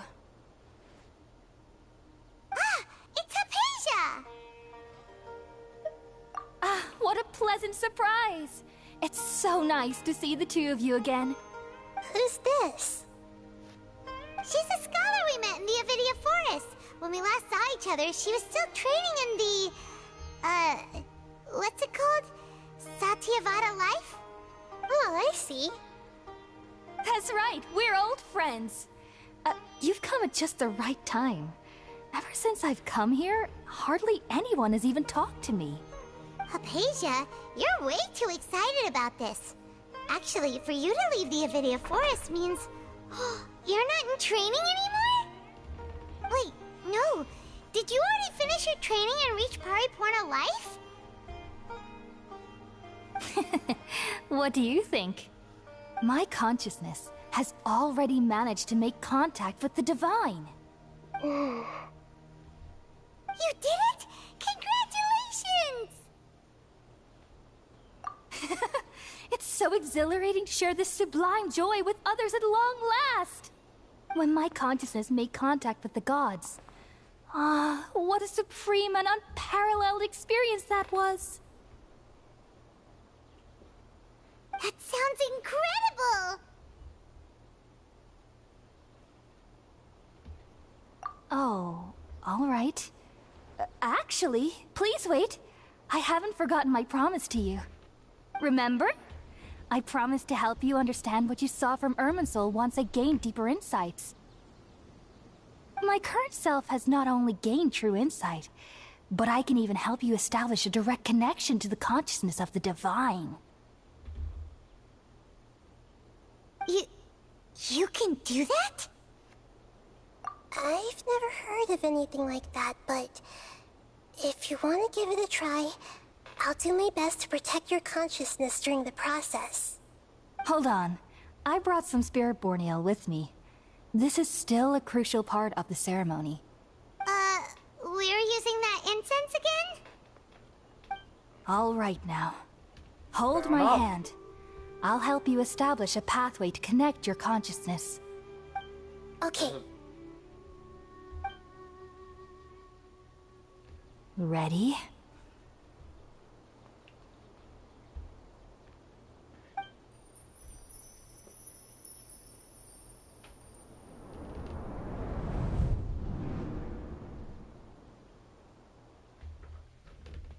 It took 3 betrayals for me to finally understand.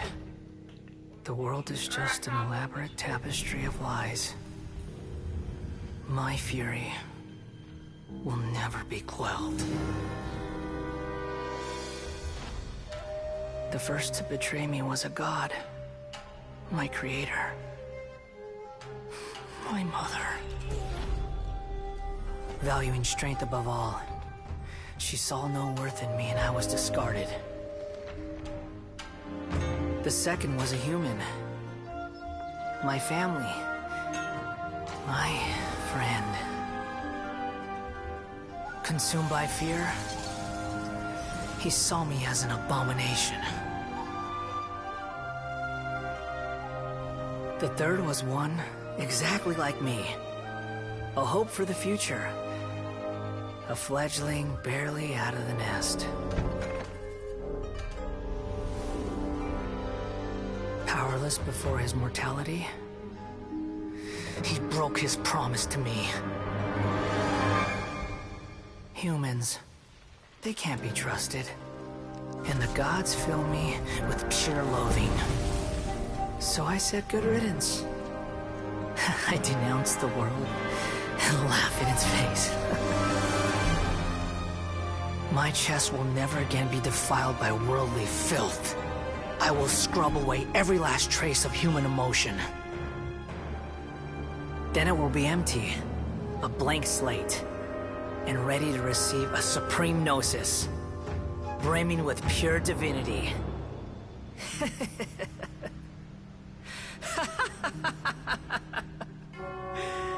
There is no need to fear. The pain will be brief. Your era is coming to an end.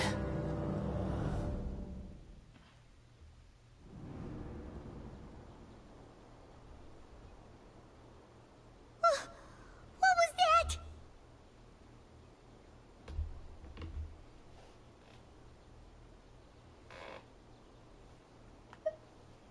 Did we actually just see the Balladier's memories? Everything matches what we know about him. But how is he connected to the divine consciousness that Hypatia was talking about? You saw it, right? You felt it, right? Such a majestic god! Such a noble will! Such sublime emotion! Alas, shame. If only that which beats within my chest wasn't a filthy mortal heart. Oh, great and merciful God! Please grant me forgiveness and salvation! Do you understand now? I'm afraid this is no Puripurna life, but rather... Ah! You... Why are you so mean to me? Why is everyone hiding from me? I found divine wisdom. Shouldn't I receive praise and honor? Haven't I uncovered that light in the darkness? Hypatia? That's how I always thought everything should be. Wait. Have I... already lost my mind?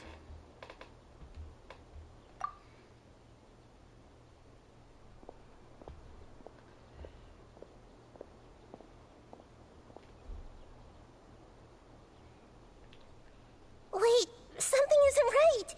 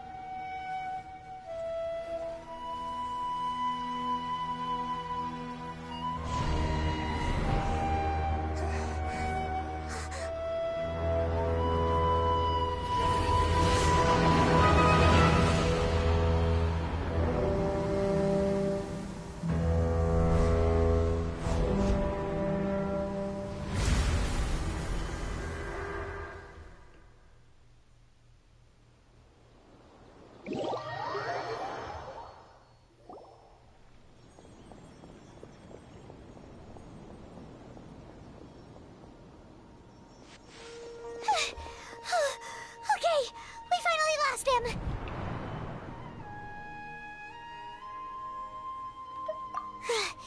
Are you okay, Nahida? Wait, no. Something feels different. You're back! Oh, the Traveler's back? Nahida was controlling your body for a while.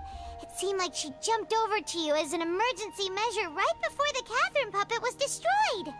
After that, Tainari heard the commotion and came over. He helped us defeat the mercenaries and then he ran with us all the way here.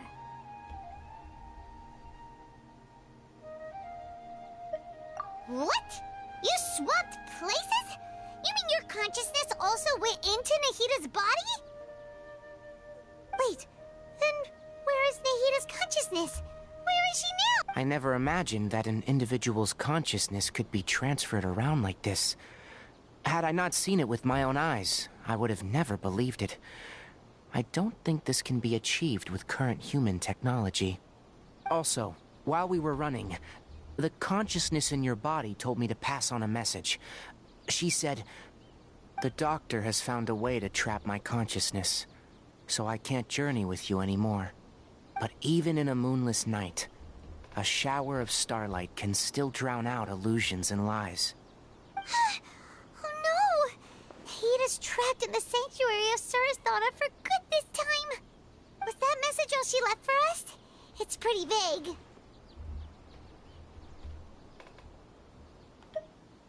Oh, that makes sense. Since the doctor captured her, she won't be able to say anything without him knowing. She's being extra careful. Even in a moonless night, a shower of starlight can still drown out illusions and lies. Huh, Paimon knows the moon, illusions, and lies are from the alchemical divination at the Sub-Zero's festival. Didn't Nahida use a starlight analogy before? It had something to do with Sataria.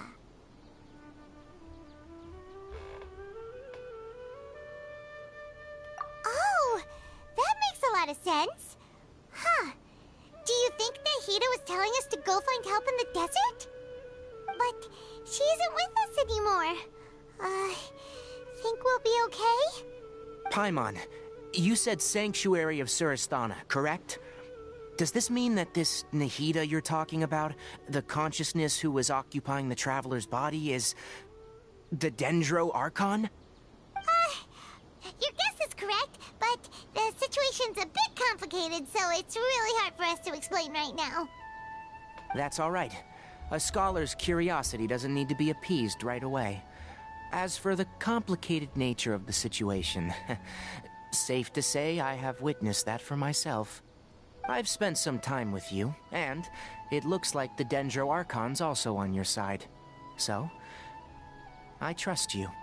Thank you, Tainari. Oh, actually, we came here to ask you a question. What do you know about the project that the sages have been working on? That. While I was indeed invited to join that project, the sages were always secretive about its scope and goals, so I eventually declined. All I know is that the project has something to do with the restoration of Irminsul. Huh? Did you see something when you were in Nahida's body? What? Do you have any evidence?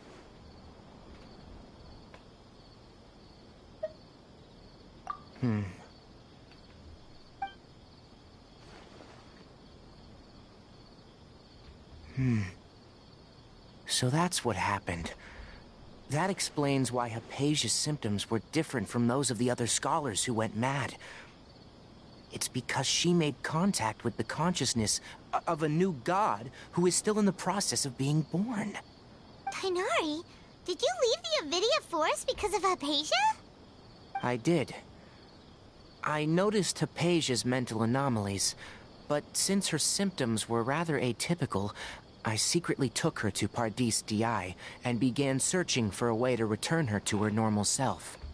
If I didn't take action, Hypatia would have already been taken by the Matra to the desert, doomed to a life of exile at Aru Village. Now that you mention it, I knew the Academia has never thought particularly highly of Lesser Lord Kusanali, but I still didn't expect them to do something as arrogant as creating a new god. Looks like I made the right decision by not accepting their invitation. The Doctor and the Balladeer.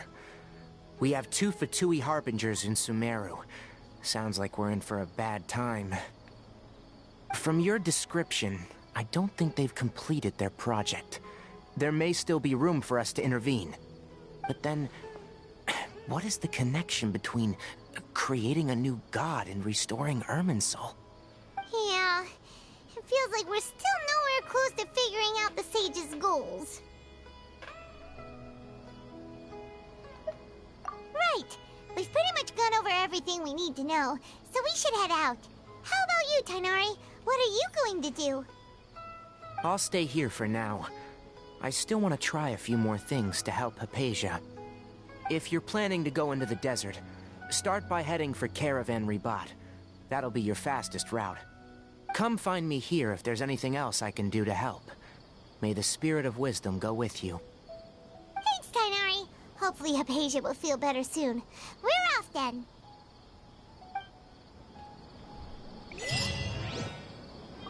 Swap to see the wizard, the wonderful Wizard of Oz. I don't know.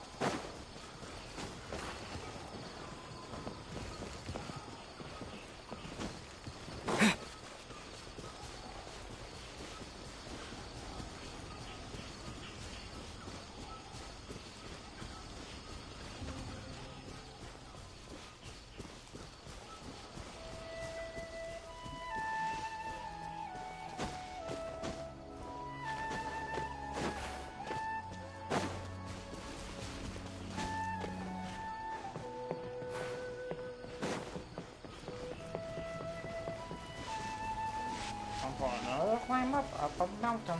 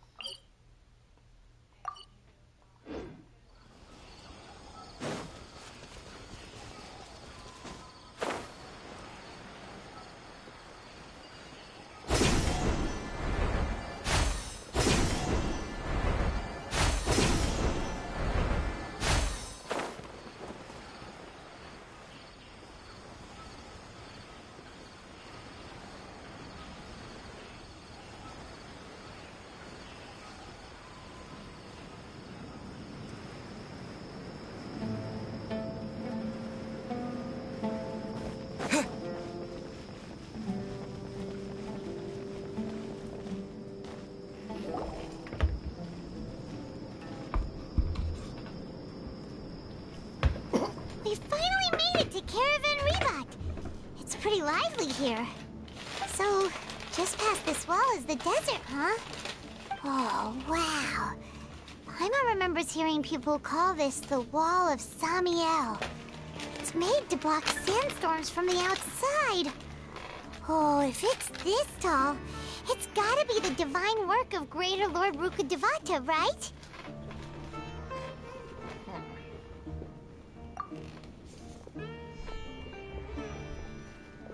Enough gawking. Oh. Come on, follow me. What the? Huh? Where did he come from? Over here. Okay. He confuses He me. went that way! Let's hurry up and follow him. Wonder what he's up to.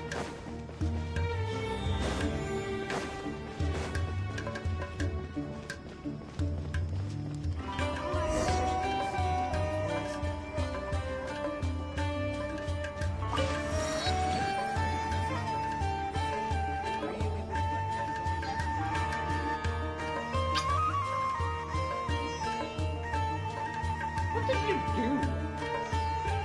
What the... Where did he go? How did we lose him? They were just here a second ago. More Eremite mercenaries? Who are they working for this time? Anyway, Traveler, it seems like we were being followed again. You were too careless. You should have noticed those hopeless amateurs trailing you a long time ago.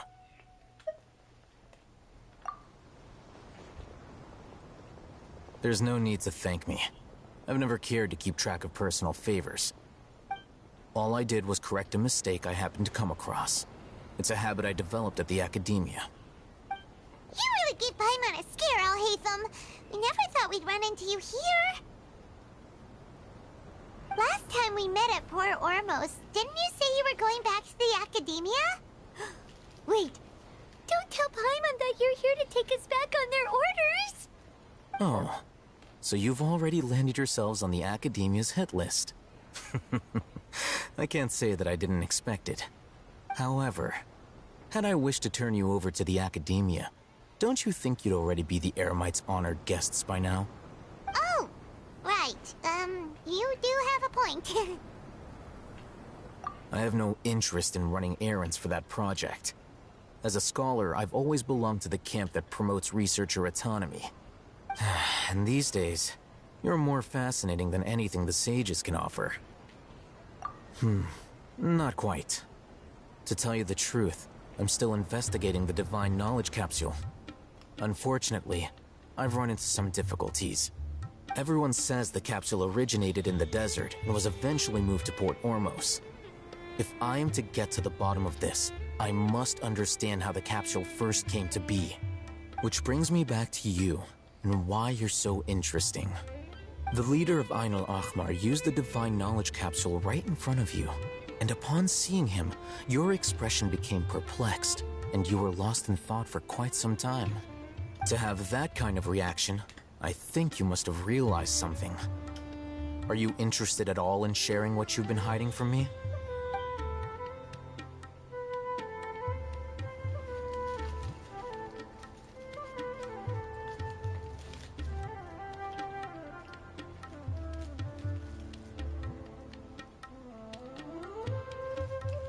Alhaitham, you really have a ridiculous eye for detail. What kind of person even notices or remembers stuff like that?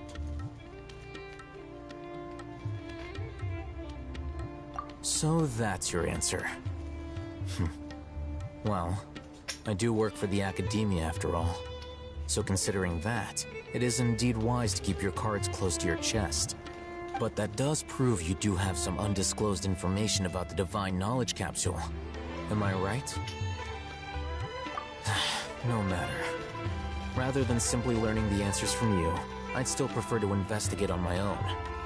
Speaking of, you two are also headed to the desert? That's right! We have the same plan as you! But we don't really have any concrete goals at the moment. Then I'd suggest starting with Aru Village. It's the largest settlement in the desert, so it'll probably have more resources and intel than anywhere else. Well, would you like to head there together? It's always better to travel with someone you know. Let's go! I mean, fine, he's not really someone we really know, but yeah.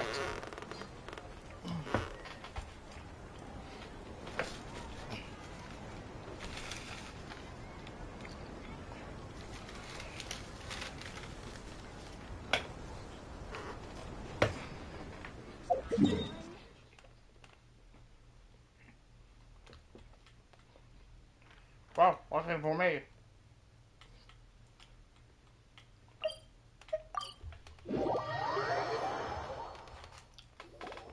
Before us lies Aru Village, the safe haven of the desert folk.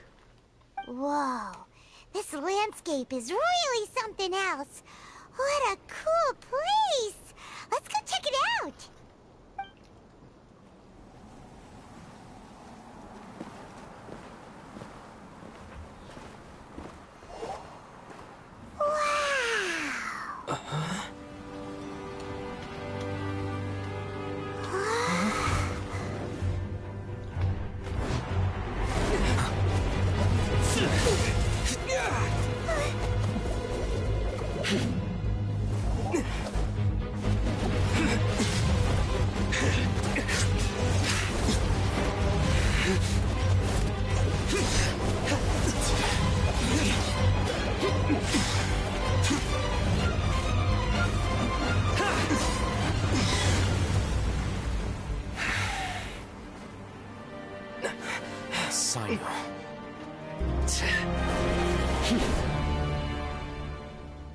Unless my memory fails me, we have barely spoken 2 words to each other before now at the Academia.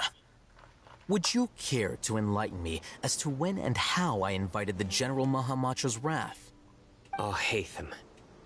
Do not think you can escape my judgment, just because you managed to escape my attack. Judgment? So that's how you'd characterize your actions here, is it? Or would elimination perhaps be a more accurate description? Had I used my full strength, not even this traveler would have been able to stop me. Though styled like an assassination, I sought only to ensure that my target would be unable to flee or resist. Standard practice for the Matra, as well you know. Seemed to me more like your own personal touch. Who is that, Alhaitham? Did you call him General Mahamatra? Yes. General Mahamatra Sino, head of all the Matra at the Academia. He's a formidable hunter, and the ultimate nightmare for any who have committed academic crimes. You seem to have placed a lot of trust in Al-Haytham, to the point of blocking an attack for him. If I were you, I'd never choose to side with him. I wouldn't believe a single word that comes out of his mouth. I have been pursuing this scribe for a long time. I urge you, stand back and do not seek to defend him any longer. Otherwise, there will be consequences. Has Al-Haytham done something wrong? Paimon doesn't think he's as bad as you've made him out to be. I won't waste my breath explaining things. Al-Haytham, I saw it during our fight. Take it out. The divine knowledge capsule you're hiding on your person. Unless you want me to retrieve it for myself. Very perceptive of you. Nothing escapes a Matra's senses. Wait, the divine knowledge capsule? Didn't it fall into the Matra's hands in Port Ormos? No wonder you speak with such confidence, Sino. But I must admit, I'm very curious. What does this capsule mean to you? And why, as General Mahamatra of the Academia, are you all alone in the desert? As far as I'm aware, the other Matra have been speculating about your disappearance. Have you been given a mission that's, let's say, morally dubious? If I was the real target of your mission, what was stopping you from simply using your authority and resources to judge me within the walls of the Academia? I should have known you'd be difficult to deal with.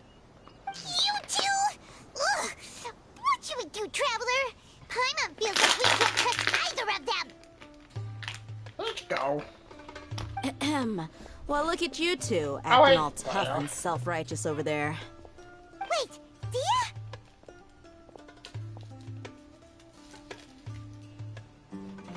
Great! Finally, someone that we can trust!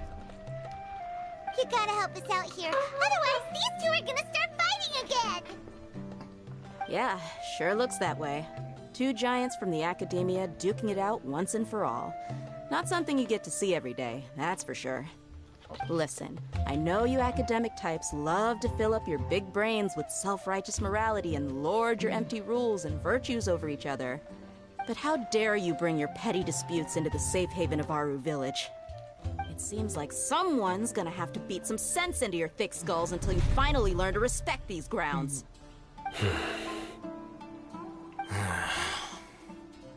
Well.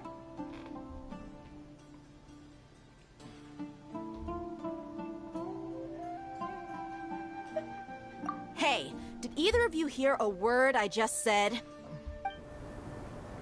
Whoosh. Whoa, what's going on? The wind's so strong! Is this a sandstorm? Paimon's gonna get blown away! Another sandstorm? What's up with these recently? Hey! All of you, over here, quickly! We have to take cover! Someone's calling for us! Oh, this wind is too strong! Let's get over there! That sounded like Candace. Come on, you two. Jeez, are all of you Academia folks such hard work? Move it! All right, stop yelling.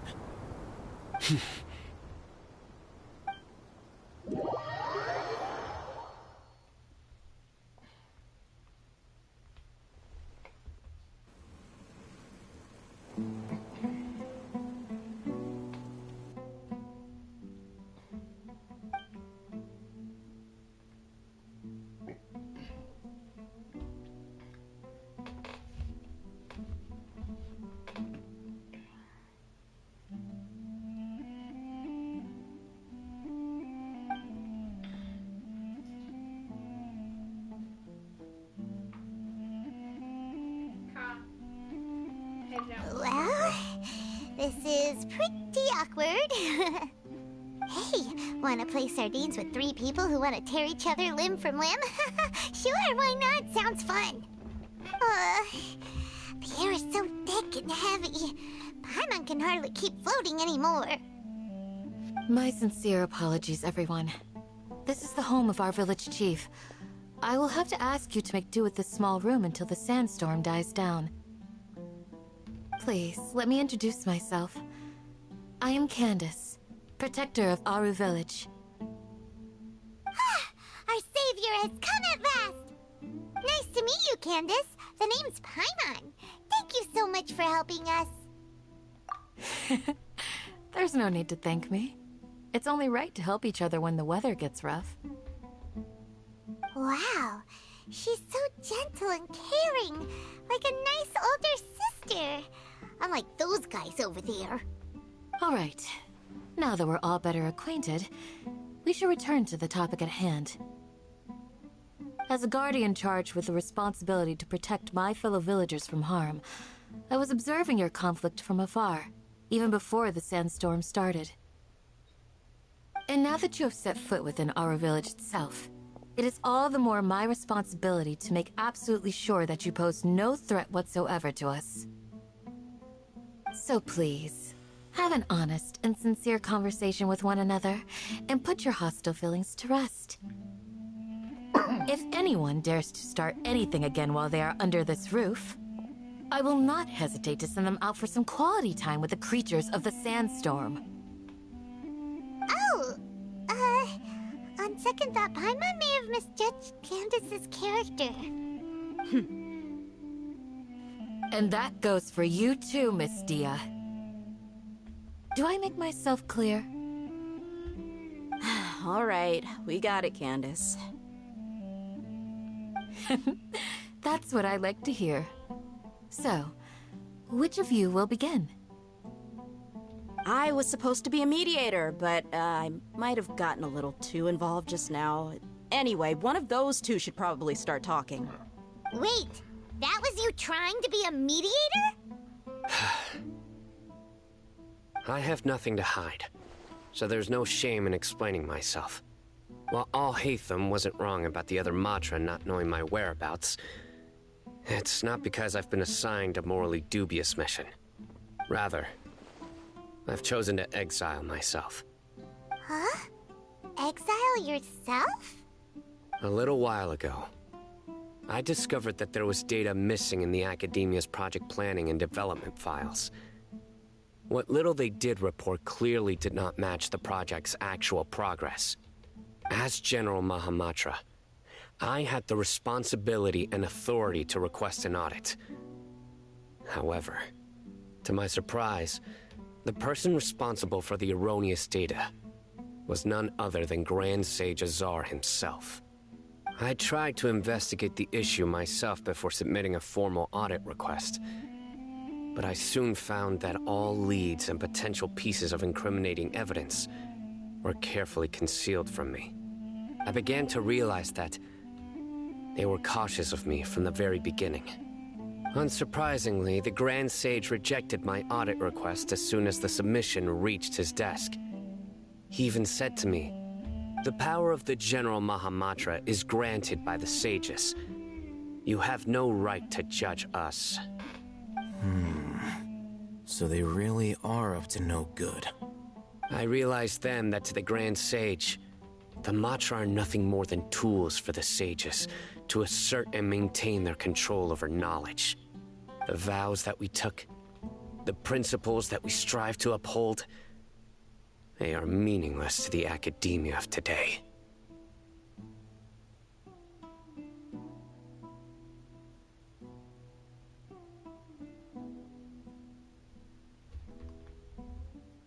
I believed it would be wise to flee the academia before the sages had a chance to take action against me.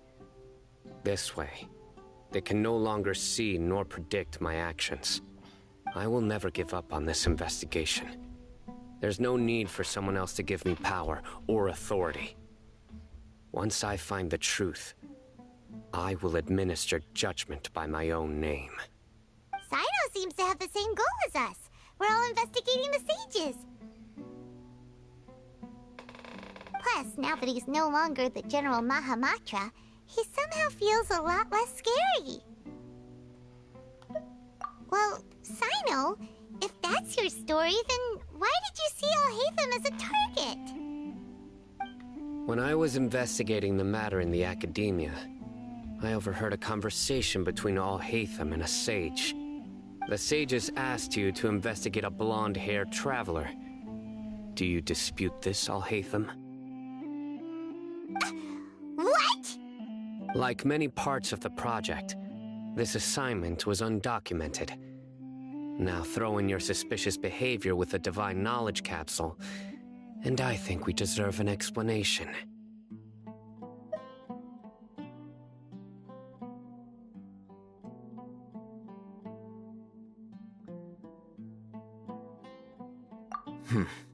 Yes. I was indeed tasked with investigating the Traveler. Alhaitham! After all, the promised reward was so great that hardly any scholar could have refused. The sage told me, once you've completed this assignment, I can give you a glimpse of divine knowledge. A most enticing offer. Unfortunately, those academics don't know me at all.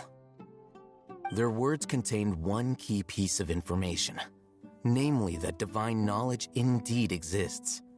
That gave me all I needed to know. From my perspective, the sages are far from trustworthy. Think about it. Isn't it a little strange they're so willing to share divine knowledge with anyone, even as a reward? So, I began my own investigation following the lead of the Divine Knowledge Capsule. In the end, I realized my wisdom in committing to this rather than collaborating with the sages. Had I been less guarded, I probably would have ended up like that Ain al-Ahmar mercenary, incapable of remaining sane for long enough to hold a conversation. You mean that the sages originally planned to dispose of you, using one of those capsules that drive people insane? I'd already given up on the assignment by then. I only told the Academia I was waiting in Port Ormos for you to appear so they wouldn't suspect anything. So it came as quite a surprise when I encountered my erstwhile target while investigating the Divine Knowledge Capsule. Criminals do love to talk about coincidences. Even though I ran into the Traveler by chance, I had no intention of providing assistance to the Academia. Also, you should remember, you were the ones who decided to follow me and strike up a conversation after I left that tavern.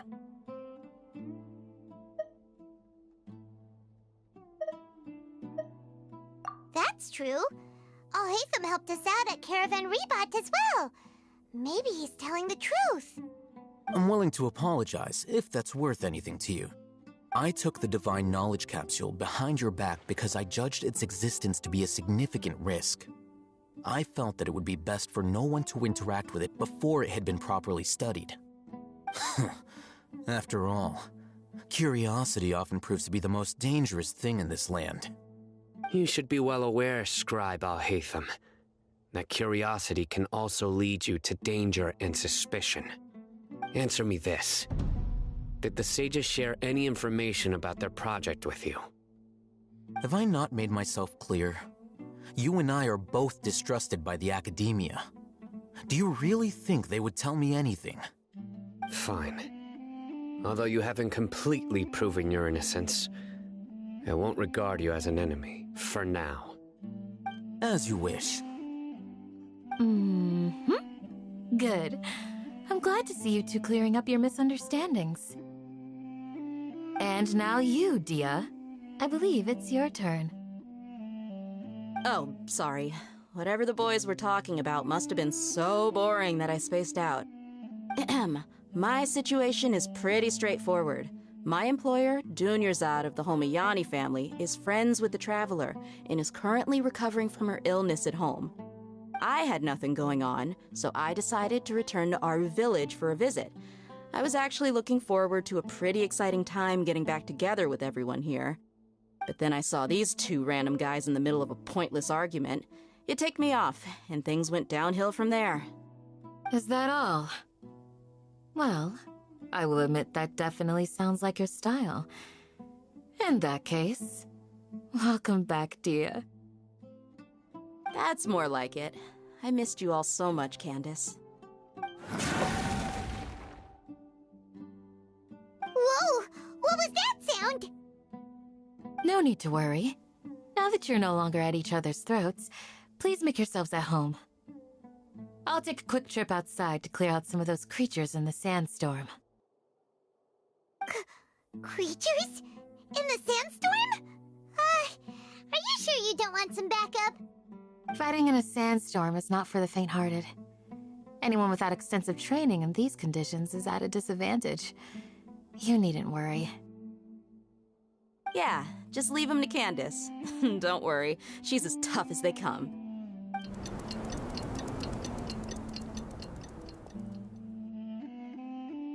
The wind's died down. That means the sandstorm's over, right? Candace still isn't back yet, though. Is she alright? Maybe we should go out and check on her. When you put it that way, even I'm starting to feel a little worried. All right, let's go. We've been here long enough, and the boys are as chatty as the floor.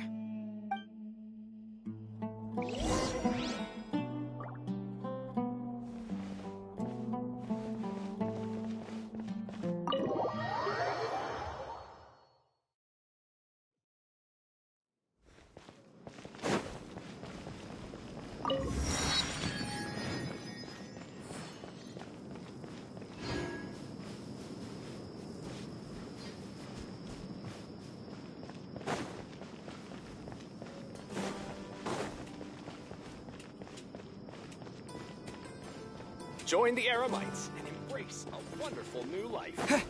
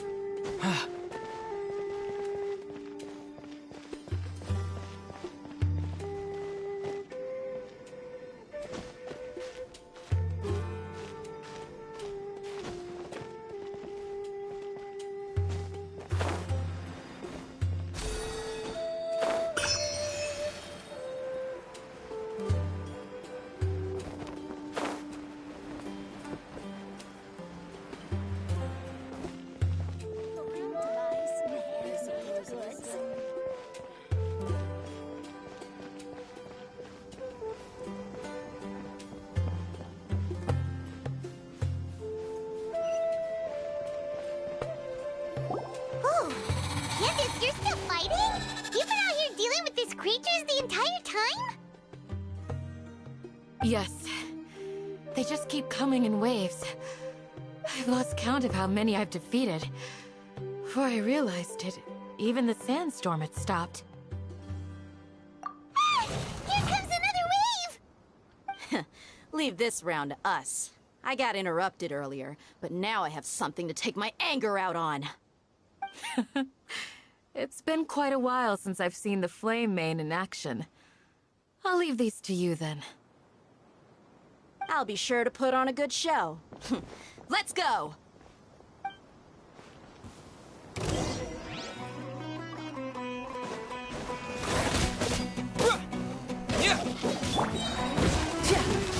Wrath from the sky!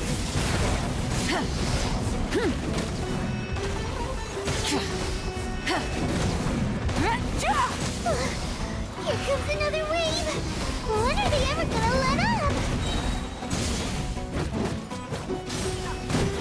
Pyroclastic surge!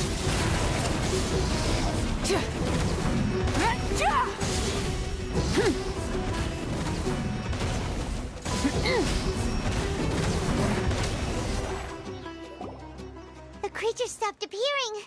Was that the last of them? What we fought just now was probably the aftermath of the sandstorm. So we should be safe for the time being. Well fought, everyone. No injuries, I hope. Huh? Who are you? Ah, my apologies. I haven't had a chance to greet you yet. I had my hands full taking care of the village's elderly and children. I am the chief of Aru village. Everyone usually calls me Uncle Anpu. Sir, I am also originally from the desert, but I have not been back for some time now. May I ask if such sandstorms are common? I can't say they've always been common, but recently the storms have become increasingly severe and frequent. Besides sandstorms, we also occasionally get earthquakes. According to an investigator who stayed in the village a while ago, these unusual natural phenomena are related to the withering of Irminsul. Another effect of Irminsul's withering. So, Irminsul's withering causes withering zones in the forest, and sandstorms and earthquakes here in the desert? Everything in the natural world is inextricably connected to Irminsul. These regional symptoms can indeed be a reflection of Irminsul's present state. Everyone in Aru Village needs to take good care of themselves. Speaking of which, why haven't I seen a single village keeper since I got here? Village keeper? Who are they? Village guards like Candace? Does your curiosity know no bounds? Village Keeper is how Aru Village refers to mad scholars exiled here by the Academia. Most of them are scholars who lost their sanity after a period of training in the Avidia Forest. The Academia believes that their crazed mutterings may have a negative effect on the psyches of other scholars. So, they're forcibly exiled to the desert. Though if you ask me, it's all a boatload of nonsense. Alas, that's exactly what we've been trying to investigate. One by one, the village keepers have been mysteriously disappearing without a trace. But no one in the village has ever seen them leave. If you're planning to stay around the village for the next few days, I'd appreciate it if you could keep an eye out for them. I've had encounters with those people in the past. I'll see what I can do to help. The Matra are the ones responsible for their exile. Now that you're no longer with them, are you trying to alleviate your guilt and atone for your past sins? I'm fascinated by how you think. Mock me if you will, but if you are guilty, I will eliminate you, regardless of my position or identity. Oh, you're the former General Mahamatra. You must be an expert in these kinds of investigations. Thank you for your help. Is it because you're reminded of Hypatia? Oh, these poor scholars. First they lose their sanity, now this! We need to help get them back home, safe and sound. But, is it really a good idea to tag along with Sino? You seem like you really don't trust him. I'll be grateful for the assistance. No doubt you will do a better job than some of my former subordinates. Let's start by finding a spot to share what we know so far.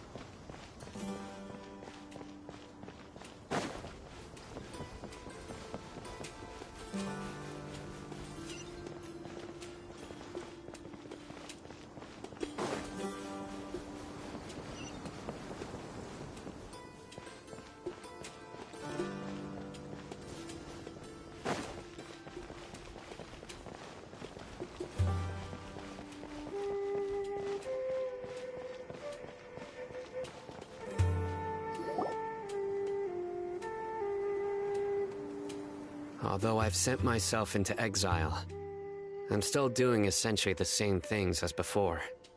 Do you still have any questions for me before we start our investigation? One of my former subordinates told me that this title has its origins in a strange incident. The Academia has long exiled mad scholars to Aru Village. A mysterious phenomenon exists here. When mad scholars first arrive, they are as incoherent and deranged as before. But after spending some time here, they invariably begin to calm down. Initially, the people of Aru Village greatly resented having to take in the mad scholars. But a strange incident one night changed that. Aru Village was struck by the strongest earthquake in living memory. Seeing buildings on the verge of collapse all around him, the then chief of the village was preparing to take everyone to safety. Suddenly, he noticed a mad scholar crouching in a corner, caressing the ground with his hands. A soft, green light radiated from him, like a divine glow against the backdrop of night. Despite the powerful tremors that ripped through the ground that night, all the houses remained upright, almost as if they had grown roots reaching deep into the ground. In the end, not a single building collapsed, and no one was hurt. After that, the people of Aru Village treated the mad scholars with greater kindness, and began to refer to them as the village keepers. A soft green light? A mad scholar protecting Aru Village? What do you make of it, Traveler? Paimon thinks so too. Actually, Sino, do you know if any of the mad scholars continued to wear their Akasha terminals at Aru Village? In theory, they would continue wearing them so the academia could still monitor their activities. With that said, the main Akasha system would no longer have any interaction with them. Oh, no wonder! Everything makes sense then! Add in the fact that they calmed down, it was probably Nahida who calmed them. If you are able to draw a conclusion from this one story alone, then it appears you possess much more information than I do. So, what do you make of the story?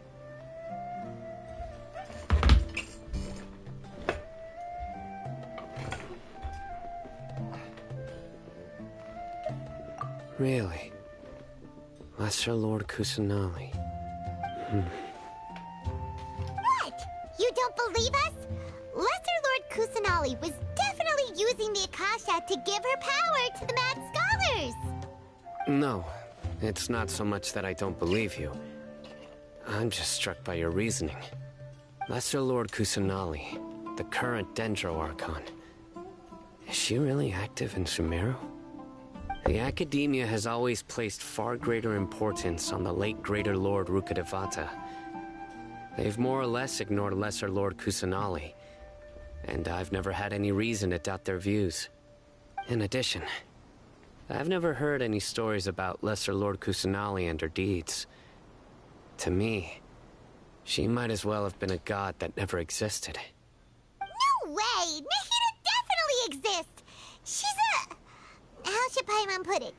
She's a good Archon who's kind and wise, even if she says weird stuff sometimes.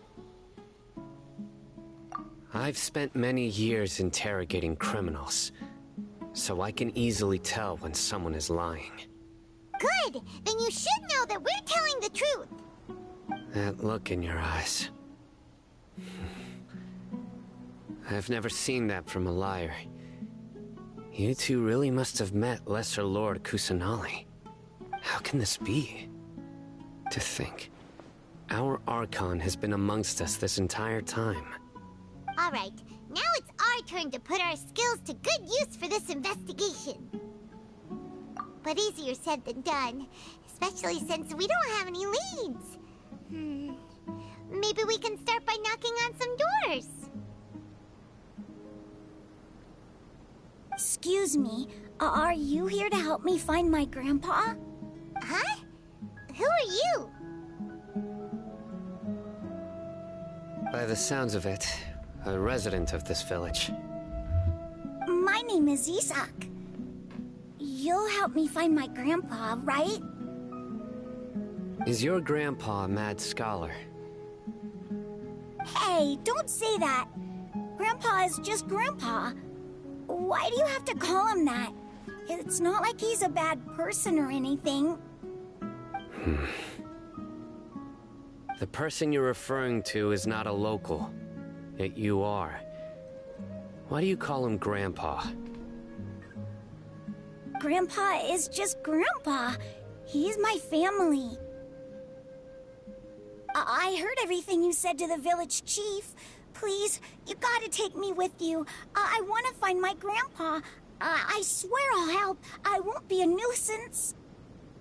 Ah, so you're the one who was eavesdropping on us around the village chief's house. I was planning to go out and take care of whoever it was, but I had a vague feeling that they didn't harbor any ill intent. Whoa. Haven wasn't kidding about Matra having sharp senses. Sino, he's just a kid. All he wants is to find his grandpa. Let's find a way to help him. Sorry.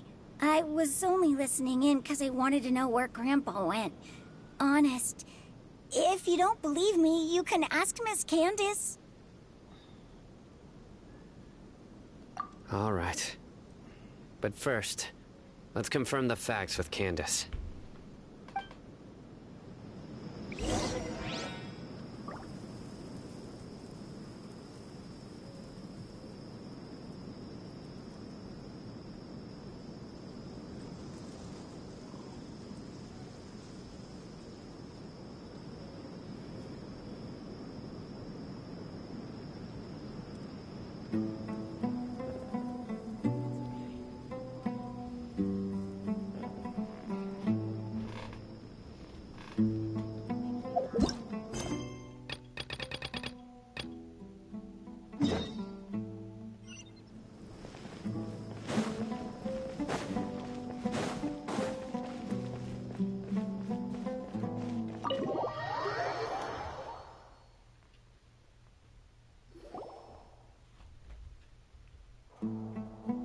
Sino is super vigilant. Is this what all the Matra are like? Ah, you're back already. We just wanted to confirm something with you. Do you know a boy by the name of Isak? I had a feeling he'd go looking for you. Huh? You knew this would happen? Yes. Although he tried his best to stay hidden, I still noticed him eavesdropping outside the window. He really wants to get his grandfather back. Isak's parents were both Eremite mercenaries who rarely returned to the village after finding employment in the city. He was raised by his grandfather. Unfortunately, it was only a few years before his grandpa passed away. Isak was still very young at the time, so various families in the village took turns caring for him so he could survive. Later, an elderly mad scholar arrived at the village. Isak thought the scholar bore a striking resemblance to his grandfather, and thus often spied on the man. However, the scholar was unkempt in appearance and incoherent in speech. Although Isak referred to the man as his grandpa, he was afraid and didn't dare to approach him. One summer night, the oft mumbling and bumbling grandpa suddenly calmed down and seemed to become more lucid. He even noticed Isak hiding in the distance. So Grandpa walked up to Isak and patted him on the head. He even took Isak to the entrance of the village, where he patiently taught the boy the names of the stars, and accompanied Isak until he fell asleep. The next morning, Isak woke up and wanted to go find his grandpa again, only to realize his grandpa no longer recognized him. However, even so, Grandpa retained his calm expression. It's said that those who saw the scholar claimed he no longer appeared to be crazy, but appeared to be living in his own world, almost as if he were sleepwalking. Isak was thrilled that his grandpa was able to find peace, and would follow him all the time, asking him things like, "Grandpa, want me to take you somewhere fun?" Or, "Grandpa, could you tell me stories about the stars again?" All this somehow just makes Paimon feel really sad. It seems like they both deserve so much better. Perhaps. Nearly everyone who lives in the desert has some form of hardship or regret. But even so, we must still continue on with our lives. It's also my reason for fighting. I must continue to protect this land.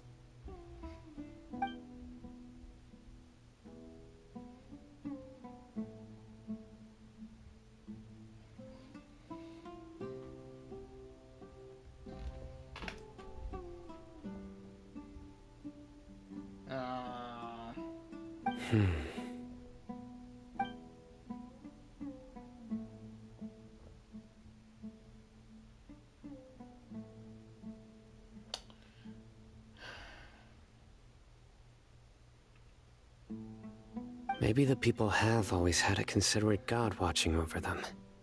Huh? What did you say, Sino? No, nothing.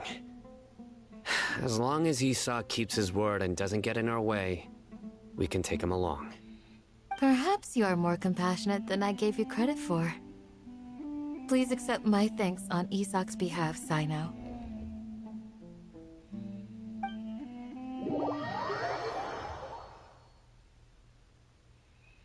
Hey, Isak! Oh, it's you guys! We've cleared everything up. Let's go find your grandpa. Really? Wow! Thank you so much!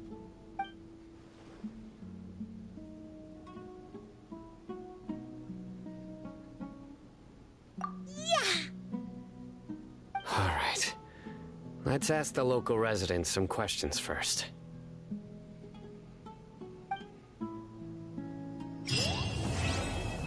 That's our joke.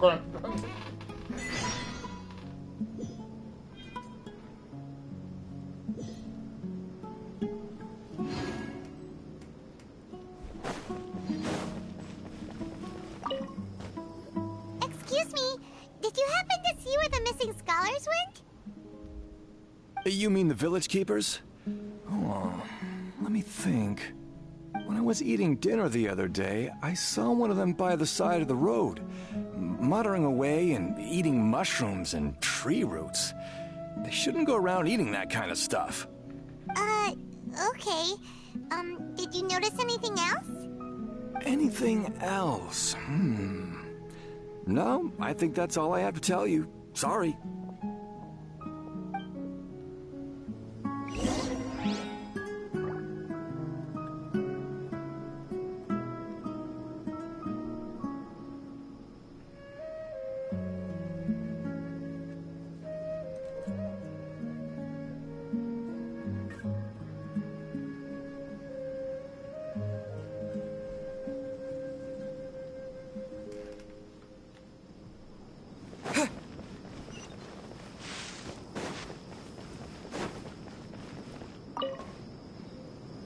The scholars that have gone missing.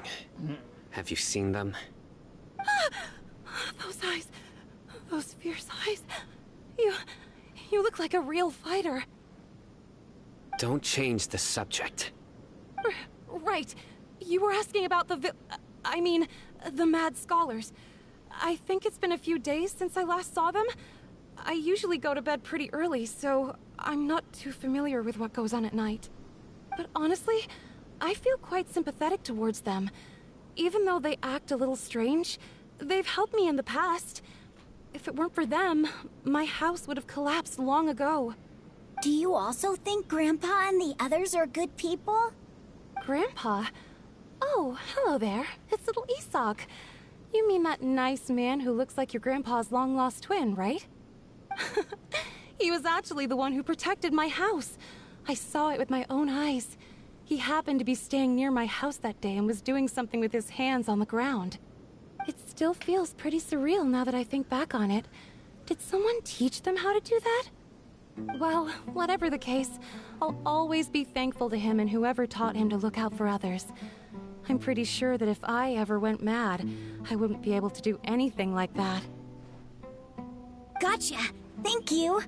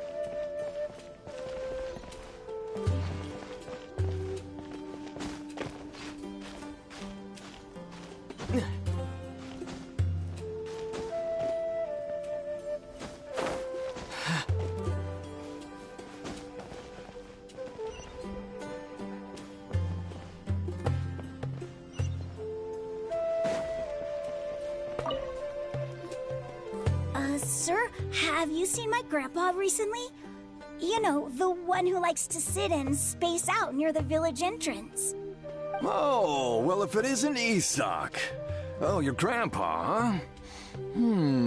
It's been a while. The last time I saw him, he was spacing out by the road as usual. I went and asked him if he'd like any of the food I had prepared, despite my wife's protests. Like many people, she's really quite terrified of them. And speaking of my wife, she's still always complaining about how I don't make enough mora. That might explain why she's always mad at me. Oh, thank you. Thank you for taking care of him. It was nothing. You're looking for him, right? Did he go for a walk and get lost? Yeah. Whew, that's no good. Well, once you found him, come by my place again and I'll cook a little something for the both of you. I've known you since you were very young, so as far as I'm concerned, you're family. Please feel free to come by anytime. Wow, what a nice guy! Okay, thank you, sir. Huh?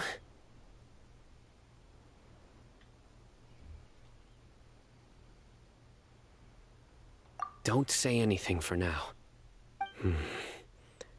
Isak, stay here. Let's head over there. Stay quiet as you move. Join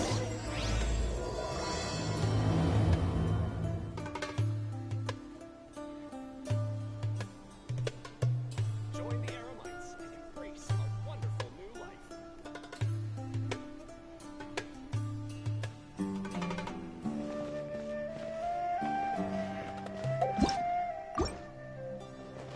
I can be as cool as Candace. Oh, of course not. It's all... Listen, see if you can make out what they're saying. Have you heard? The mighty King Deshret, the sovereign of our faith, will soon return to this world. Yes, of course I have. King Deshret is the one and only true ruler of this land. I've never believed in any other gods. Still, you say he's coming back, but it sure doesn't feel like life's about to change around here anytime soon. What's your proof? Haven't you noticed?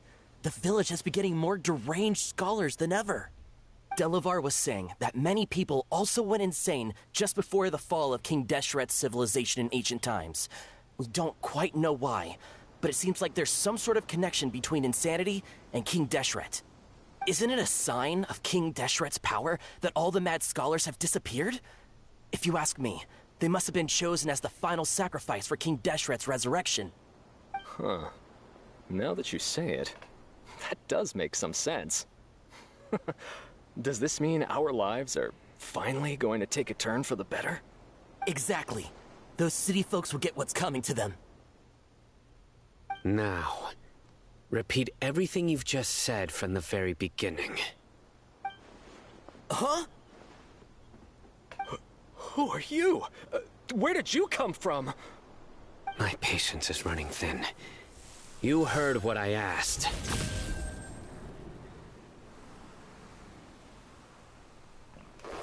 Yeah, bro, this guy's something else. Just look at his eyes. One wrong move, and he's gonna flay us alive. Let's not get on his bad side, okay? I am no match for this guy. Oh, okay, good sir. What is it you would like to know? Tell me about King Deshret's resurrection. Well, I only know a few things from hearsay. I went for a drink the other day and heard others talking about a rumor that the madmen will disappear and that King Deshret will return to this land. I'm not making this up, I swear! Hey, go on, keep talking. It's true. It's all true, sir. We desert folk have had more than enough of those people at the academia. They keep sending us all their mad scholars and won't let us have a good life. Would you want to live like this if you were in our place? The radicals were even more thrilled than me when they heard the news. We're all praying for King Deshret's speedy return. Delavar also said that once King Deshret returns to our side, it's only a matter of time before we conquer the land on the other side of the wall. They're all willing to serve under King Deshret and fight for a share of the glory. Is that so? Seems like he still wants to know more. Keep talking. Got it! At first, I told myself it was just the drink talking, but then all the mad scholars vanished without a trace, just as the rumors said. Please, don't beat me up just for mentioning these rumors. If I'm guilty, then everyone else around here is also guilty. I'm just saying what the others said. The people here really like King Deshret, but dislike the Dendro Archon. Where is this radical person you talked about? I haven't run into him over the past few days, so he probably hasn't been around the village. What about you, man? Have you seen him at all? No, not at all. We wouldn't dare lie to you. He's really not here right now. Sounds like you're not too close with the radicals. No, of course not. All we know are their names. I have many ways to stop you from talking. And many others to stop you from sending warning messages. So you'd best just stay home and hope I don't hear of you trying to contact anybody. Don't do anything until I've gotten to the bottom of this. Try something foolish, and even Candace won't be able to protect you. Yes, got it. We'll do just as you say. That scared Paimon half to death. Sino is pretty terrifying. He didn't try to reassure us at all. It's like he's used to hearing that. Oh, Paimon bets lots of people have told him that before. I heard that. Sorry. It's part of being a Matra. The rumor we heard just now seems like a strong lead.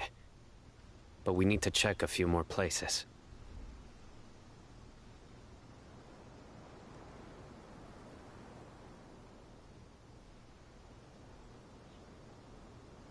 Very well. Isaac! I'm here. Where's your grandpa's house? Well, I can take you there. Just follow me.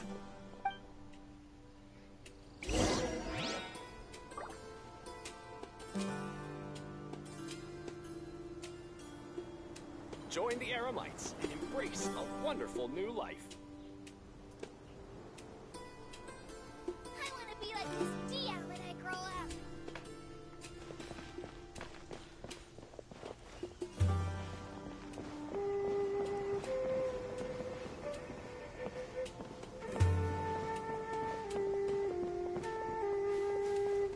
Grandpa?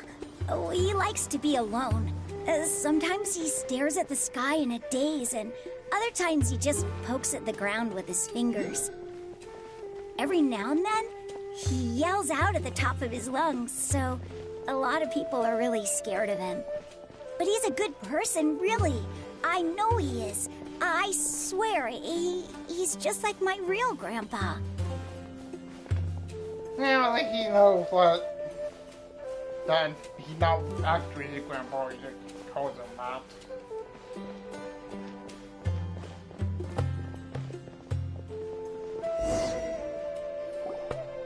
Well, this is where Grandpa usually stays. There sure isn't much here.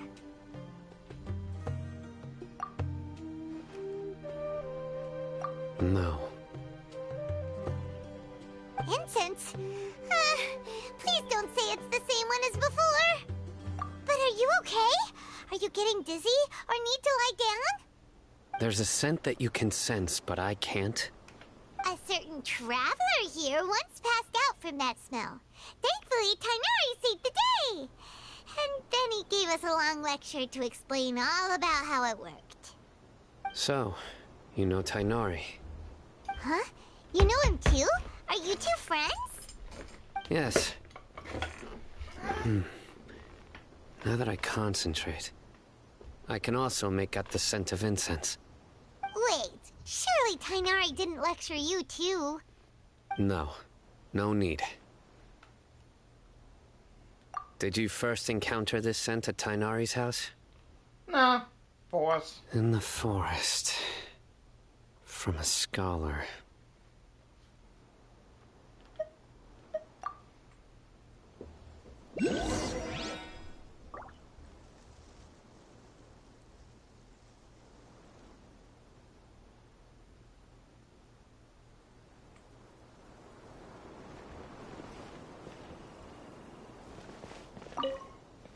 Oh, where did Grandpa go? Please come home, Grandpa.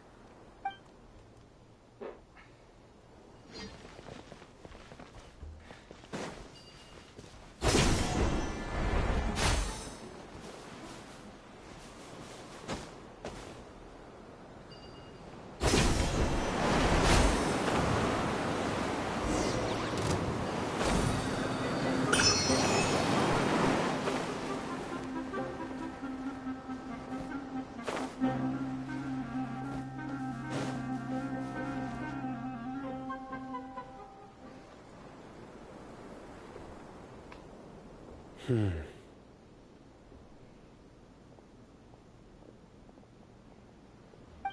are you looking for, Sino? Here it is. Take a look right here. Paimon doesn't see anything.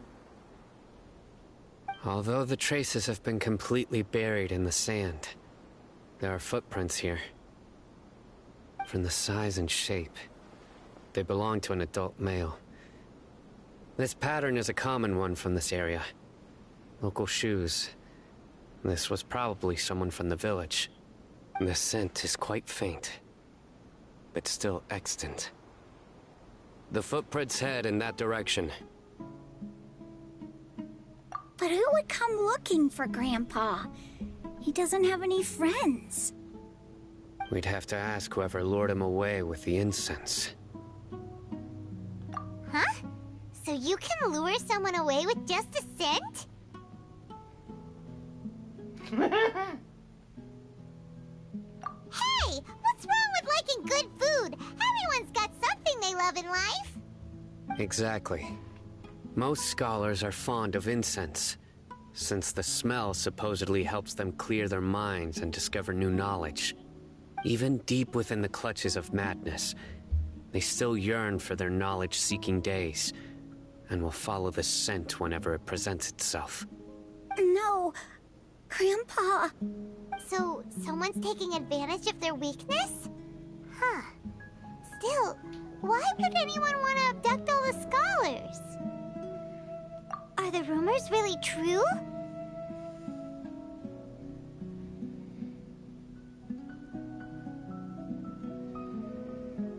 Could the disappearance of all the mad scholars have something to do with the radicals? It's highly likely. Please, you have to save my Grandpa. Grandpa's never done anything wrong. Please help him. Sounds like we'd better help get him back. Don't you worry, Isak. We won't let whoever took him get away with it. Let's head to Aru Village and inform Candace and the others about what we learned here. After that, we'll set off to find the scholars.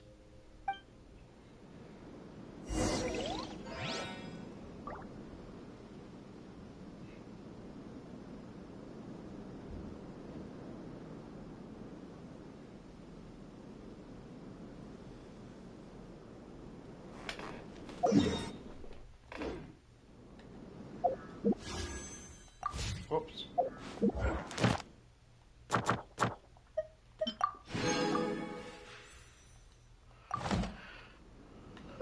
I got 2 wishes.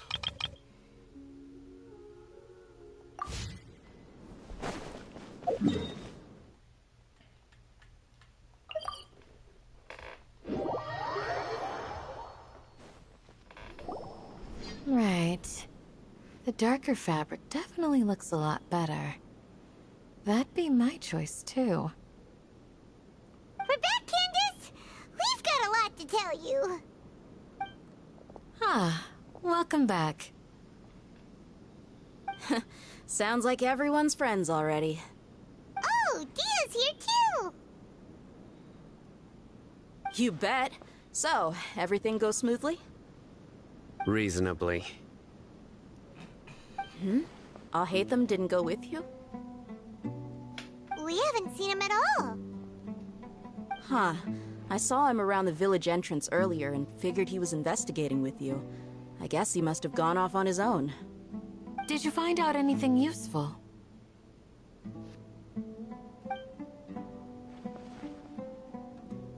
I see. So someone used a kind of incense to lead the exiled scholars away from the village.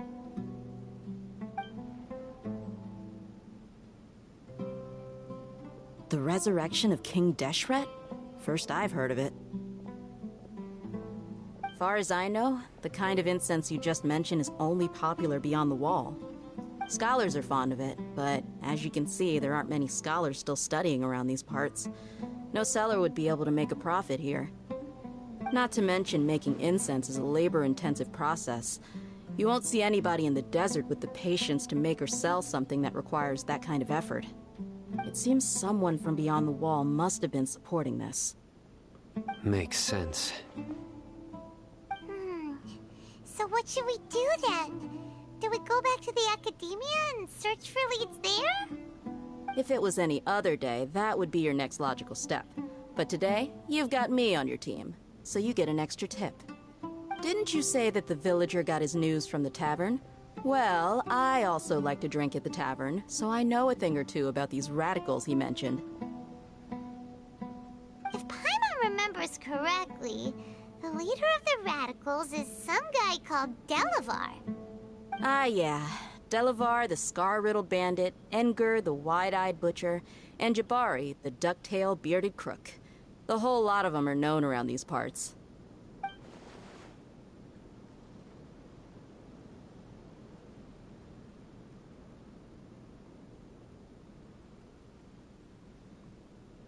These guys have one thing in common, and that's being broke. The rougher life gets, the more they want to believe in King Deshret. Way they see it, King Deshret's resurrection is their only chance at overthrowing the academia. Throwing all of Sumeru into chaos is the only way to change the way of life here in the desert. Anyway, that's my guess why they've chosen to become radicals. Tia! You're amazing! You really know this place inside and out!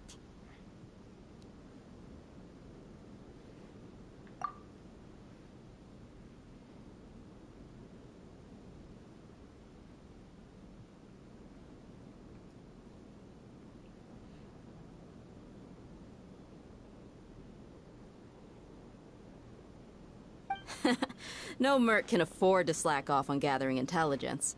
Every mora I've spent in the tavern has been a valuable investment. Let's head out. Now hold on, you're staying right here, Sino. Why? Aru Village is not a big place. Outsiders stand out here like a sore thumb. I'd bet word about you has already gotten out. The desert is unforgiving, so the way of life here is also a lot tougher than on the outside of the wall. You survive on making connections out here. Compared to you, mercs like me are just third-rate amateurs. I've got no actual fighting skills to speak of. But that also makes it a whole lot easier for me to gain the locals' trust. I need to go around and ask some questions, but it'll be difficult if you're with me. Fine. Good. Then we've got a plan. The Traveler and Paimon will go to Caravan Rebat with me, and we'll try our best to figure out where the mad scholars have been taken. Sino, you'll have to stay in the village and continue investigating on your own. Alright, sounds like a plan!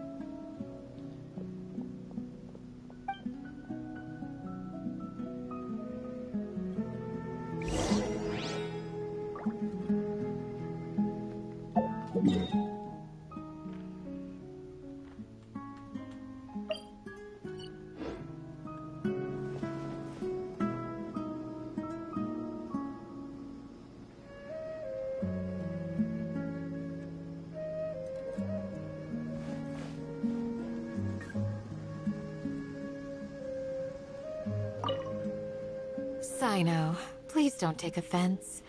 I'm sure Dia just wants to help everyone solve their problem as quickly as possible. That's why she can be so straightforward at times.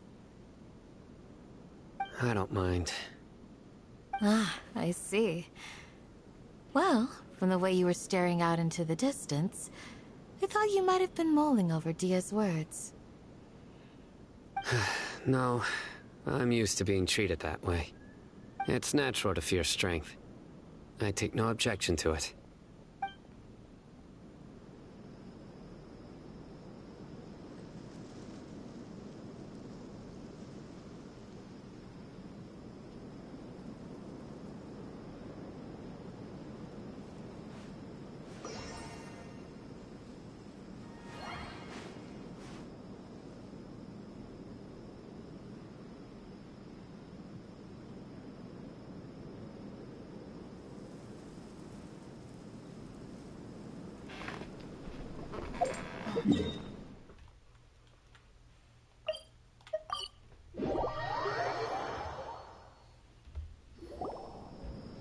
Well, here we are again.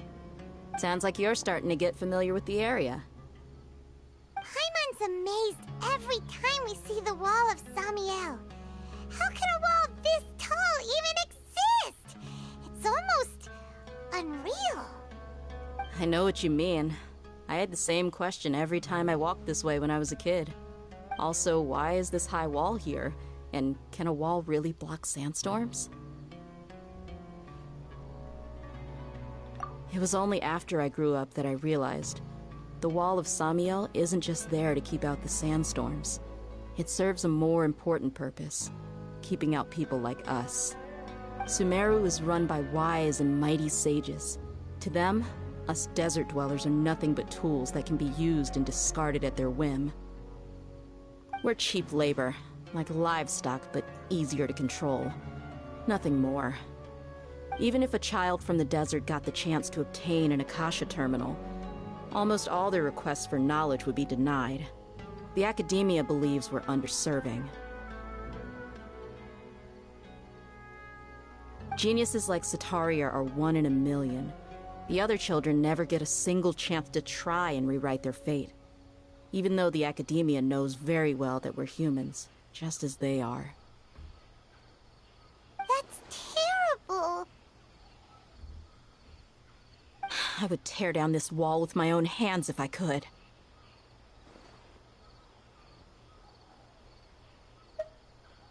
Hey, Dia. You're not thinking about doing anything scary, are you? No, not at all. This place just gets me thinking, that's all. Besides, we're here to procure information, aren't we?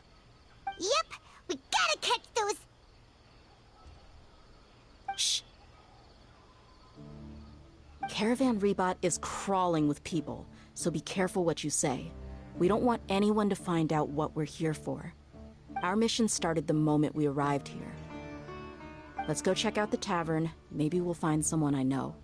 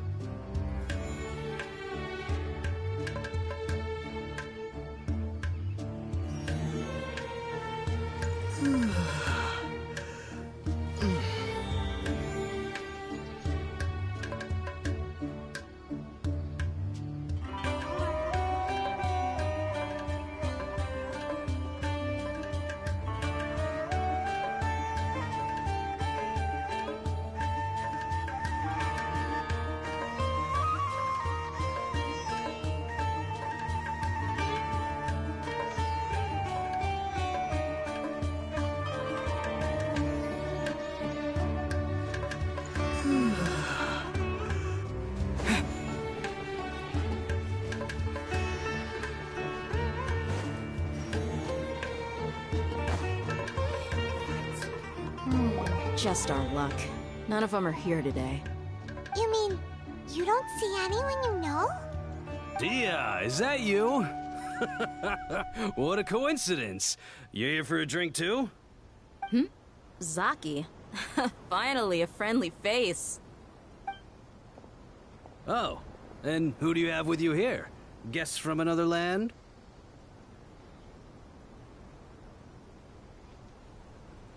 Hello, hello. I'm Zaki. Dia's, how would you put it? Drinking buddy? We've had drinks together a few times. You could say we go back a ways. Anyway, as far as my friends here, they aren't too shabby, are they? You rarely see any Outlanders so friendly and respectful nowadays. Absolutely. Much better than those people on the other side of the wall. So, Dia, are you looking for someone? Yeah. Have you seen Enger, Delavar, or Jabari recently? Of course I have. Matter of fact, we were all here drinking together just a few days ago. I've got a spice trading deal from another nation. I thought maybe Delavar and his friends might be interested. Know where I could find him? Ah, how thoughtful of you. Then I assume you also know that Delavar's been having a hard time making ends meet these days, so you came here to help him out? Hey, keep it down. Let's just say I prefer to keep this deal a secret. Y'all at Caravan Rebot are like family. If there's more to be made, why not do it together? Besides, Delavar and his friends have muscle. They'd be a good fit for escorting the goods. Yes, how considerate of you. Delavar's my friend too, so of course I can take you to him. Come with me.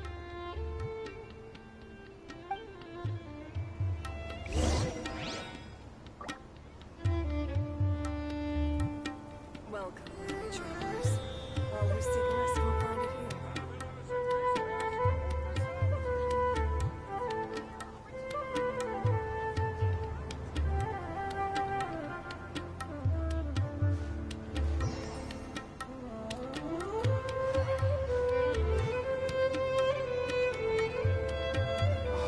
What?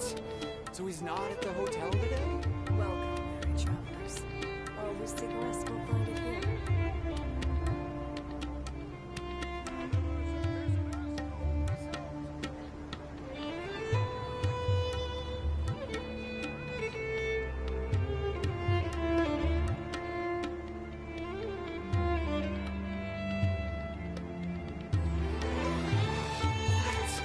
So he's not at the hotel today?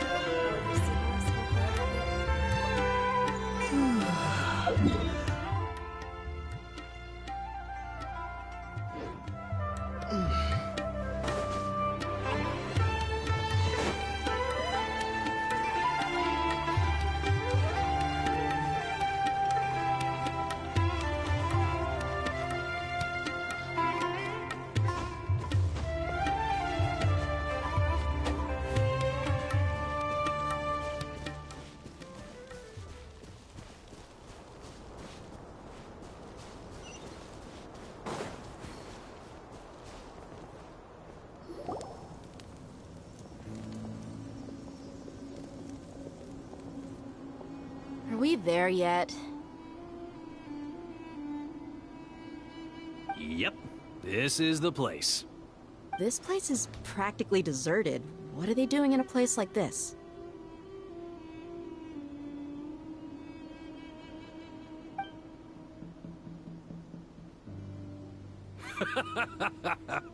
Why don't you take a guess? Go on, a wild stab in the dark. You're like lambs to the slaughter. Oh no! It's an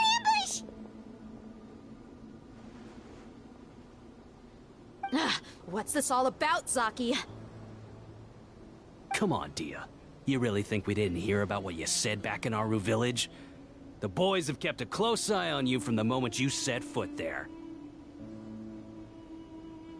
Not only do I know that you're looking for Delavar, I also know that you've teamed up with people from the Academia to look for the missing scholars.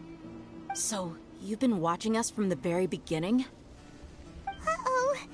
I knew leaving Sino behind was a mistake! And you left the strongest one in the village, didn't you? Who do you think you are? You really thought we'd fall for your little business deal nonsense? So you and Delavar have been partners all along.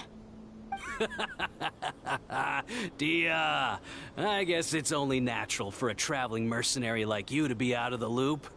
Those of us who hang around the tavern have stronger bonds than you think.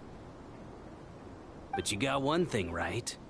We're all looking forward to an uprising in Sumeru. There's nothing more we'd like to see than the desert folk overthrowing the academia. If that's the case, then I'm sure Delavar wouldn't miss a second of it. I'll be honest with you. If it weren't for what you said in the village, your little monologue about the Wall of Samiel would have convinced me that you're one of us. Delavar. And Engar, you're here too, huh? Long time no see, Miss Mercenary. You should have known the traitors are what us followers of King Deshret despise the most. Dia, I thought that you, a fellow desert dweller, would understand why King Deshret is greater than the Dendro Archon. Little did I know, you don't deserve to join us. Yeah, gee, what a missed opportunity. Adopting radical views and kidnapping innocent scholars, all because of some baseless rumors. Anything else I'm missing out on? See? There you have it. Mercenaries are just a bunch of faithless scum with only one thing on their minds. Mora. Pathetic. You're all like a pack of street rats. You're not wrong. Mercenaries are driven by Mora, and my faith lies with whoever's paying me. As long as there's a profit to be made, anyone can become my friend. Enough talking! Get him!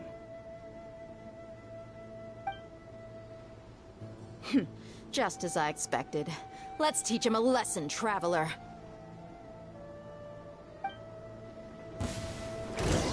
A new punching bag. Forth, my blade! Submit for judgment!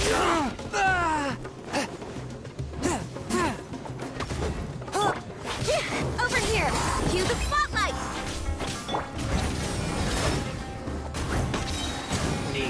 Light up the blazing sun!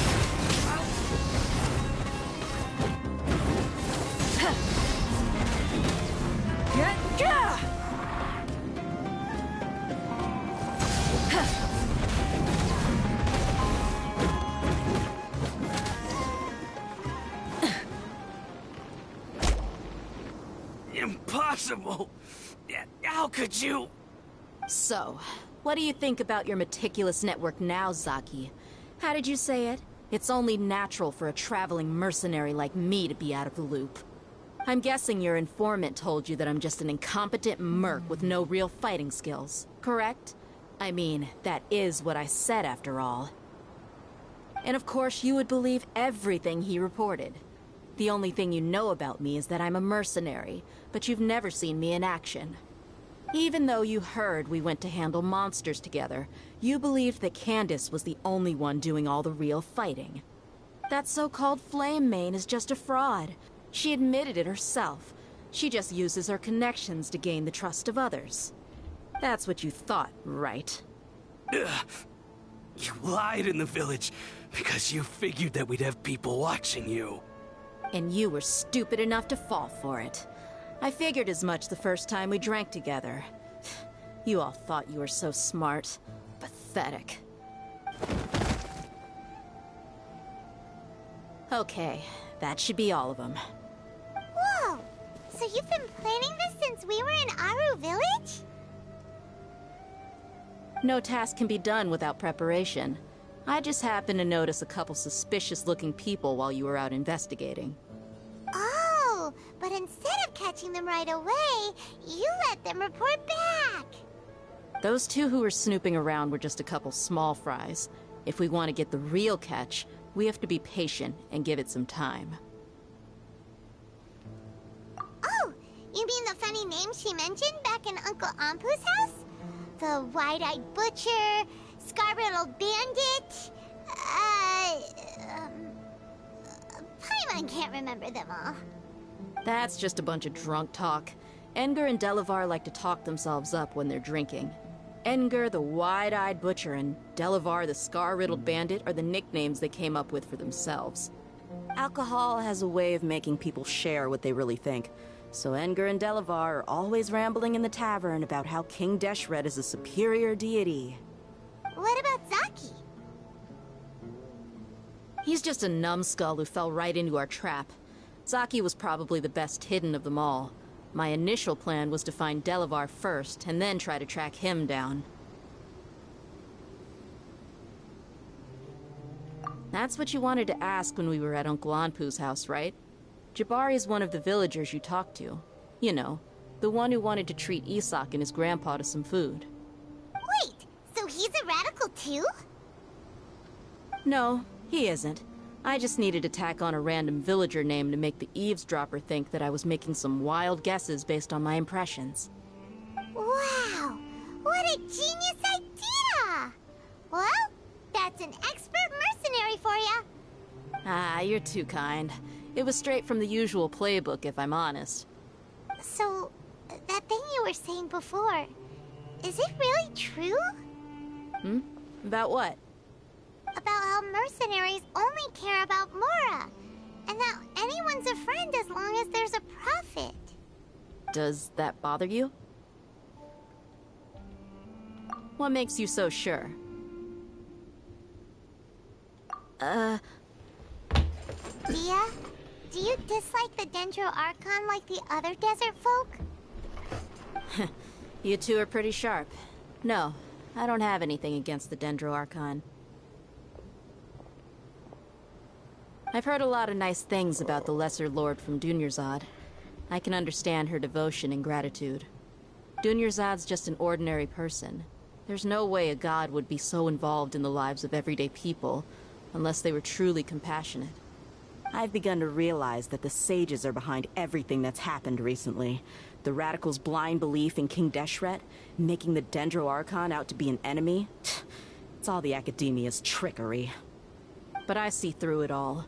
And unlike them, I can never be hostile towards anyone who's never done anything wrong. Dia. Anyway, looks like we're done with business here. Traveler, lend me a hand. Let's tie him up and bring him to the village.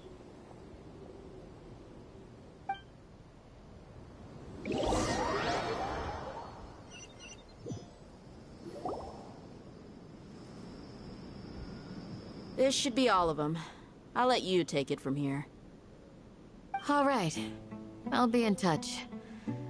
Until then, please stand by. Candace, do you need any help? Candace will be okay on her own. I trust her, so you can too. She's been guarding Aru village for quite some time now. If anyone is qualified to question the offenders, it's her. While I'm questioning them, why don't you pass some time by exploring the area? I'll meet you back here tomorrow morning, Traveler. As for these idiots, let's just hope they live to see another day.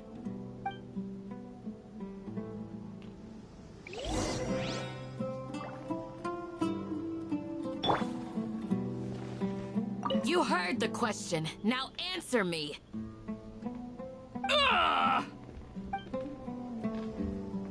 You heard the question. Candace is an expert at dealing with people like this. All we have to do is wait for her word.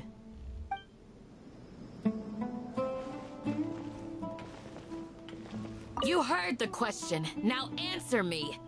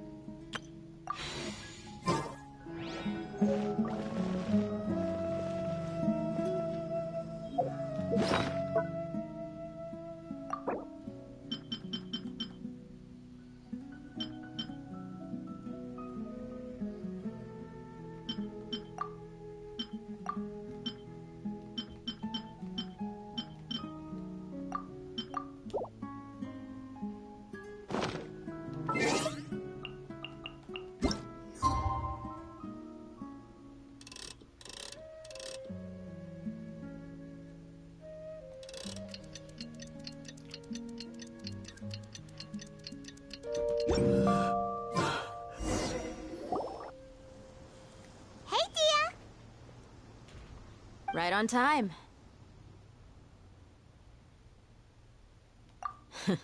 We'll know any moment now. Paimon's been wondering. You seem to know Candace pretty well. Have you been friends for a long time? We've known each other for some time now.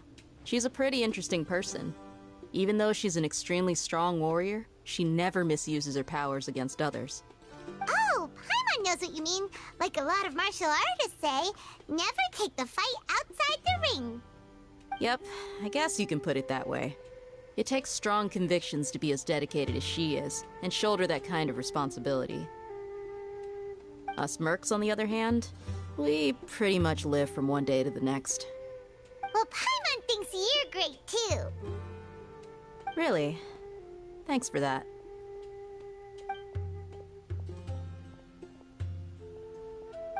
Oh, Sino's here, and he's pretty early, too. Yes, I was here yesterday to help out a little. To help out? By doing what? Sharing some interrogation techniques. Oh, you mean you taught Candace some more persuasive methods? Right. Come on in, everyone. Come on, let's go inside.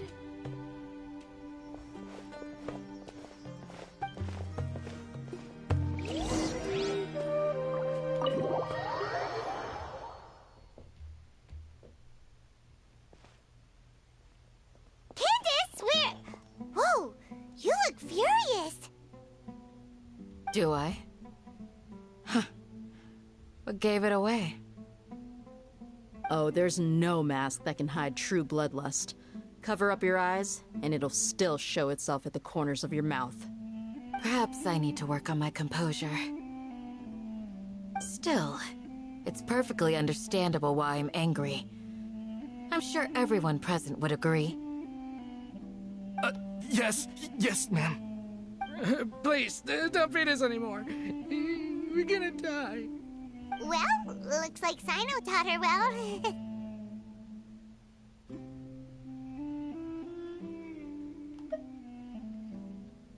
You fear death yourselves, yet you do not hesitate to place the lives of others at risk. The absurdity is mind-boggling. The ones you call mad scholars are known to us as the Village Keepers. They are vital members of our community, and some even count them as family. You come here, to my village, and you treat my people as nothing more than stepping stones towards your goal. Tell me, what would you do to you in my position? Mercy! Please, have mercy! You've made your bed. We may all be desert dwellers, but there is one thing that I understand better than you. The resurrection of King Deshret will only result in war. And war serves no one. The people of Aru Village care little about which god is in power. Life may be tough and tiring, but we wish to preserve our way of life. A war would only cause us to lose all that we have. And that is not a responsibility that you can afford to shoulder. We understand. We're sorry. I'll tell you everything I know, please. Just let us go. I'm listening. You might not believe this, but it wasn't us who came up with this idea. Someone was spreading rumors in the tavern. That's how we ended up hearing about King Deshret's resurrection. Some mystery man told us that mad scholars will make the perfect sacrifice to usher in King Deshret's resurrection. They give their lives, and we can get anything we wish for. They're called Village Keepers. Slip up again, and you'll regret it. Yes, sorry.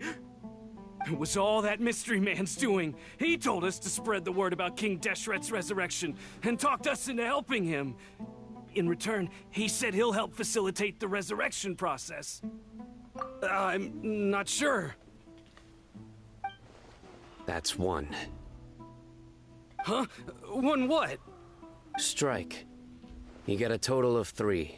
Then, you die by my hand. Wait, I'm telling the truth. We don't know anything. It was all him. 2. He got us to lure them out of their houses in the night with some kind of incense. We take them to a junction outside the village. Then the mystery guy takes them from there. You gotta believe me, please. I'm telling the truth, I swear. Just ask them if you don't believe me. That was indeed the truth. Traveler, go on.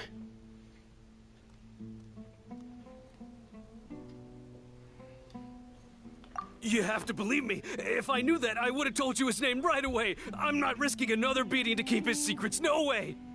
That guy, he wears a cloak, and he's always careful to cover his face. He calls himself King Deshret's envoy. I believe I may know what's going on. Uncle Anpu? What do you mean?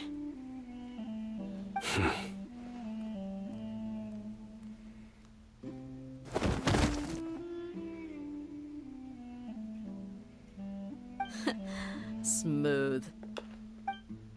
Okay, speak. If my suspicions are correct, this mystery man they speak of could be from the Academia. Some time ago, people from the Academia attempted to take the village keepers away. I refused, insisting that they are part of our community. It strikes me now that this secretive character shares the same goal they had. Which means it's highly likely that the Academia was purposely spreading a false rumor to trick the radicals into delivering the village keepers right into their hands. They were the ones who brought them here to begin with. Now they're trying to take them back? We aren't gonna let that happen. Not the Academia again. Just as I thought. But what could they want with the village keepers? People are nothing but tools in the eyes of the Academia. A change in their plans likely means they found another way to exploit the scholars. Regardless, our top priority now is locating the village keepers. You're right. Isak is still waiting for news on his grandpa. Time to go. Let's leave the village and try to track them down. Yes. Pack up and get ready to leave. You got it. Candace, I'll let you deal with the radicals. Leave everything outside the village to us. All right. Let's meet back here once everyone's ready.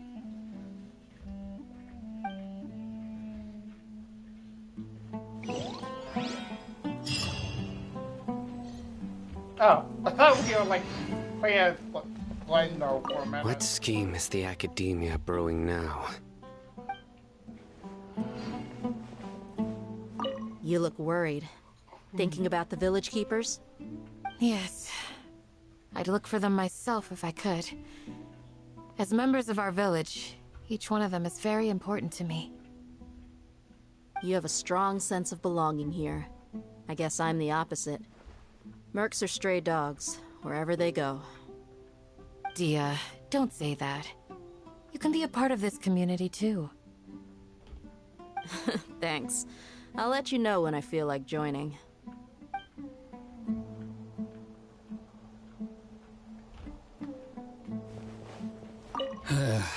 I just hope everyone's all right.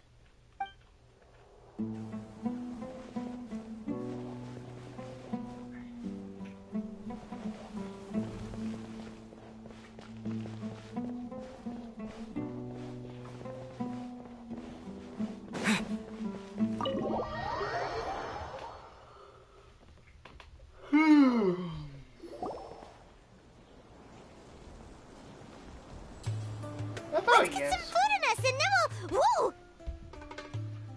Where did you come from? You asked where he got... Well, as you can see, I am merely sitting here and reviewing what we have deduced thus far. You were gone for ages! And now you're suddenly sitting here musing to yourself? Where have you been anyway?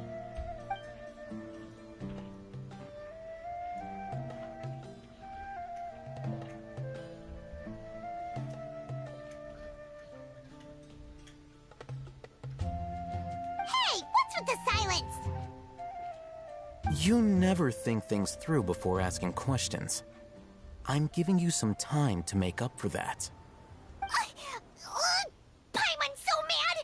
Paimon's gonna give you an ugly nickname! Go ahead, I won't cut you. Never mind. Paimon's got nothing. There's just nothing super obvious to pick with this guy. It makes it so hard. Well, you've heard nothing to suggest I left this whole time. So clearly, I stayed in the village to investigate. Anyway, you plan to leave Aru Village and keep searching for the truth of this matter, yes? Yep. We're not gonna find out anything more by staying here, so we thought that we might as well take the search elsewhere.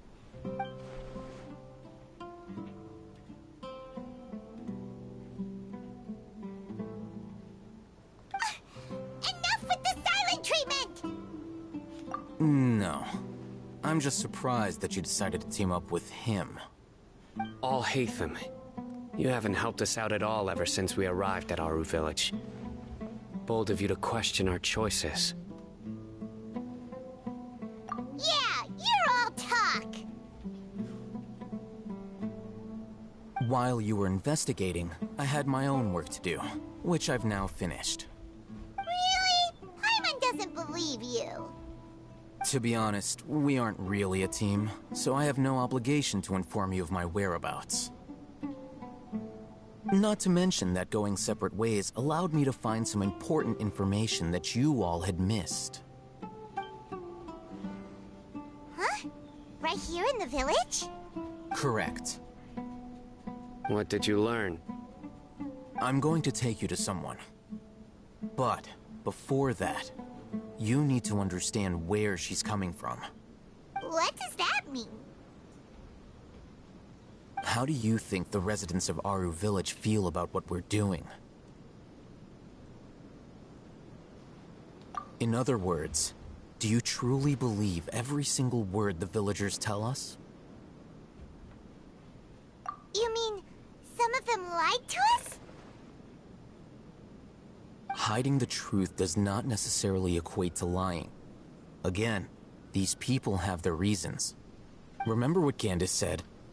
Most people in Aru Village don't necessarily care which deity is in charge of Sumeru. That's because whether King Deshret or the Dendro Archon has power is of little significance to them. By contrast, the perils of their daily lives are ever-present concerns. They won't simply share everything they know with you without good reason. That's why you believed there was no further information to be found in this village. Glad you're following along. Among those you have talked to, there's someone who was consciously keeping you out of the loop. In fact, she's been observing your every move since you arrived.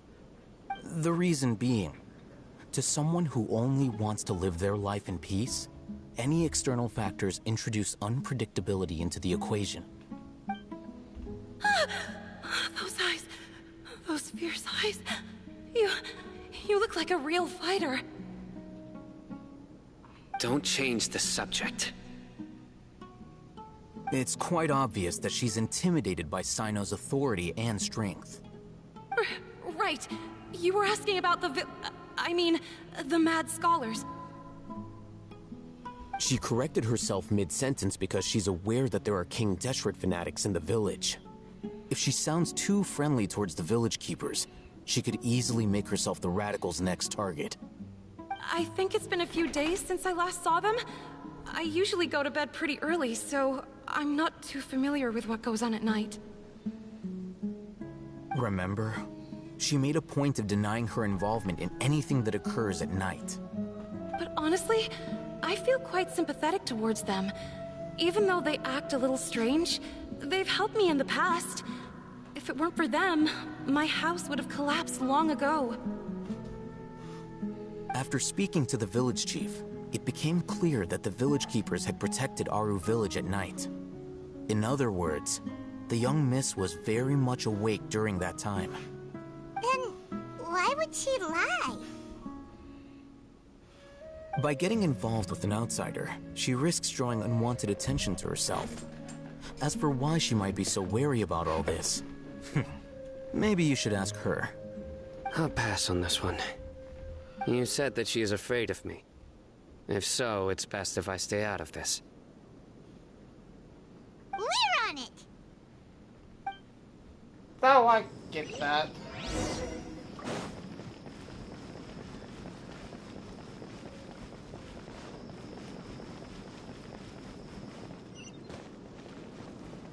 Knock, knock, knock, knock!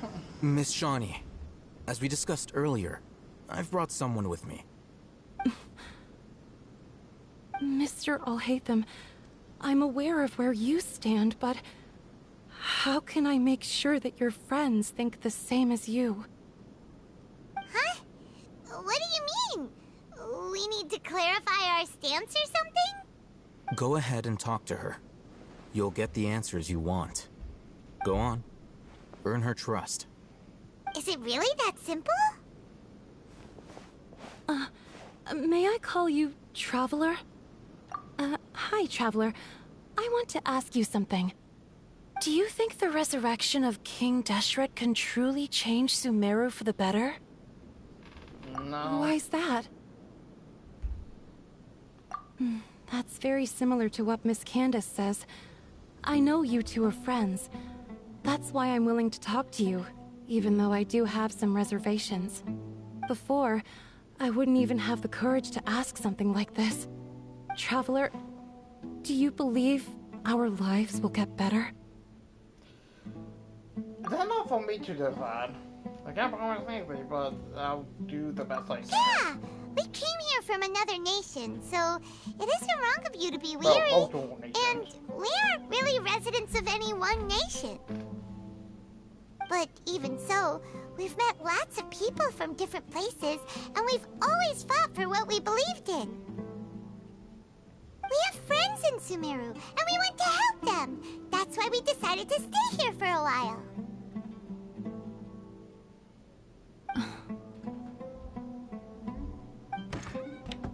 I want to trust you.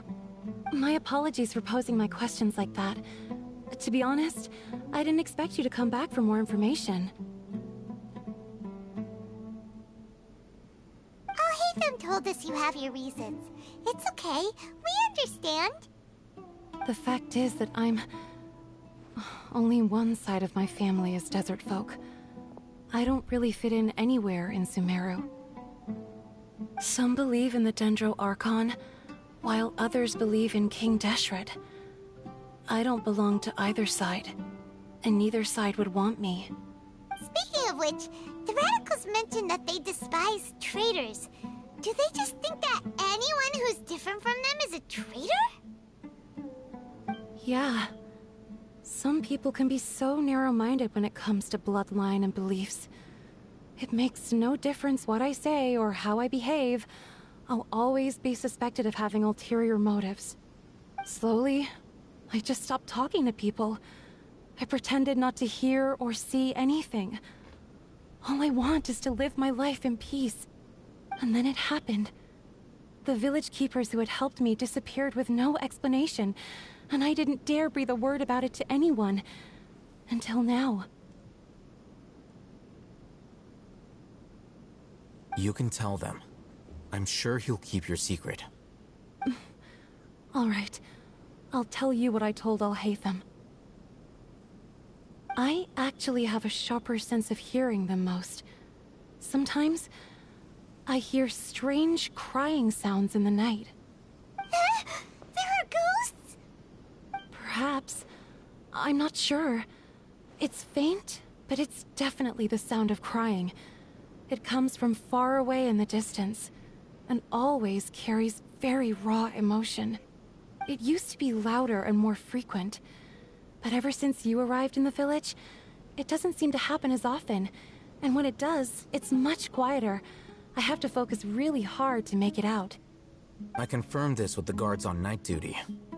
They also have someone with a good ear, and he's heard similar sounds at night. But because we're in the middle of a desert, he would rather believe that they are the cries of beasts than ghosts. There's really nothing around these parts, except for an old hospital not far from the village. I think they used to use it for treating Elazar, but it's been abandoned for years. Yeah, let's go!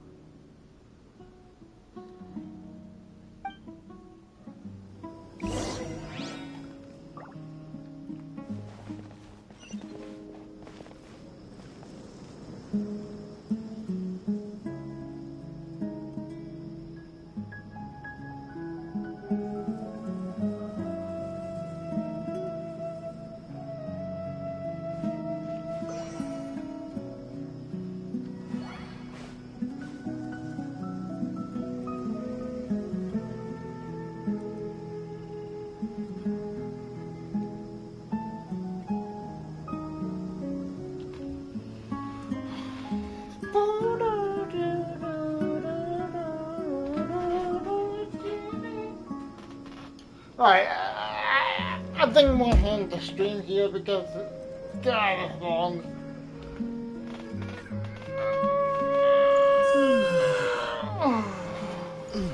Yeah, thank you guys for watching. I'll see you guys later.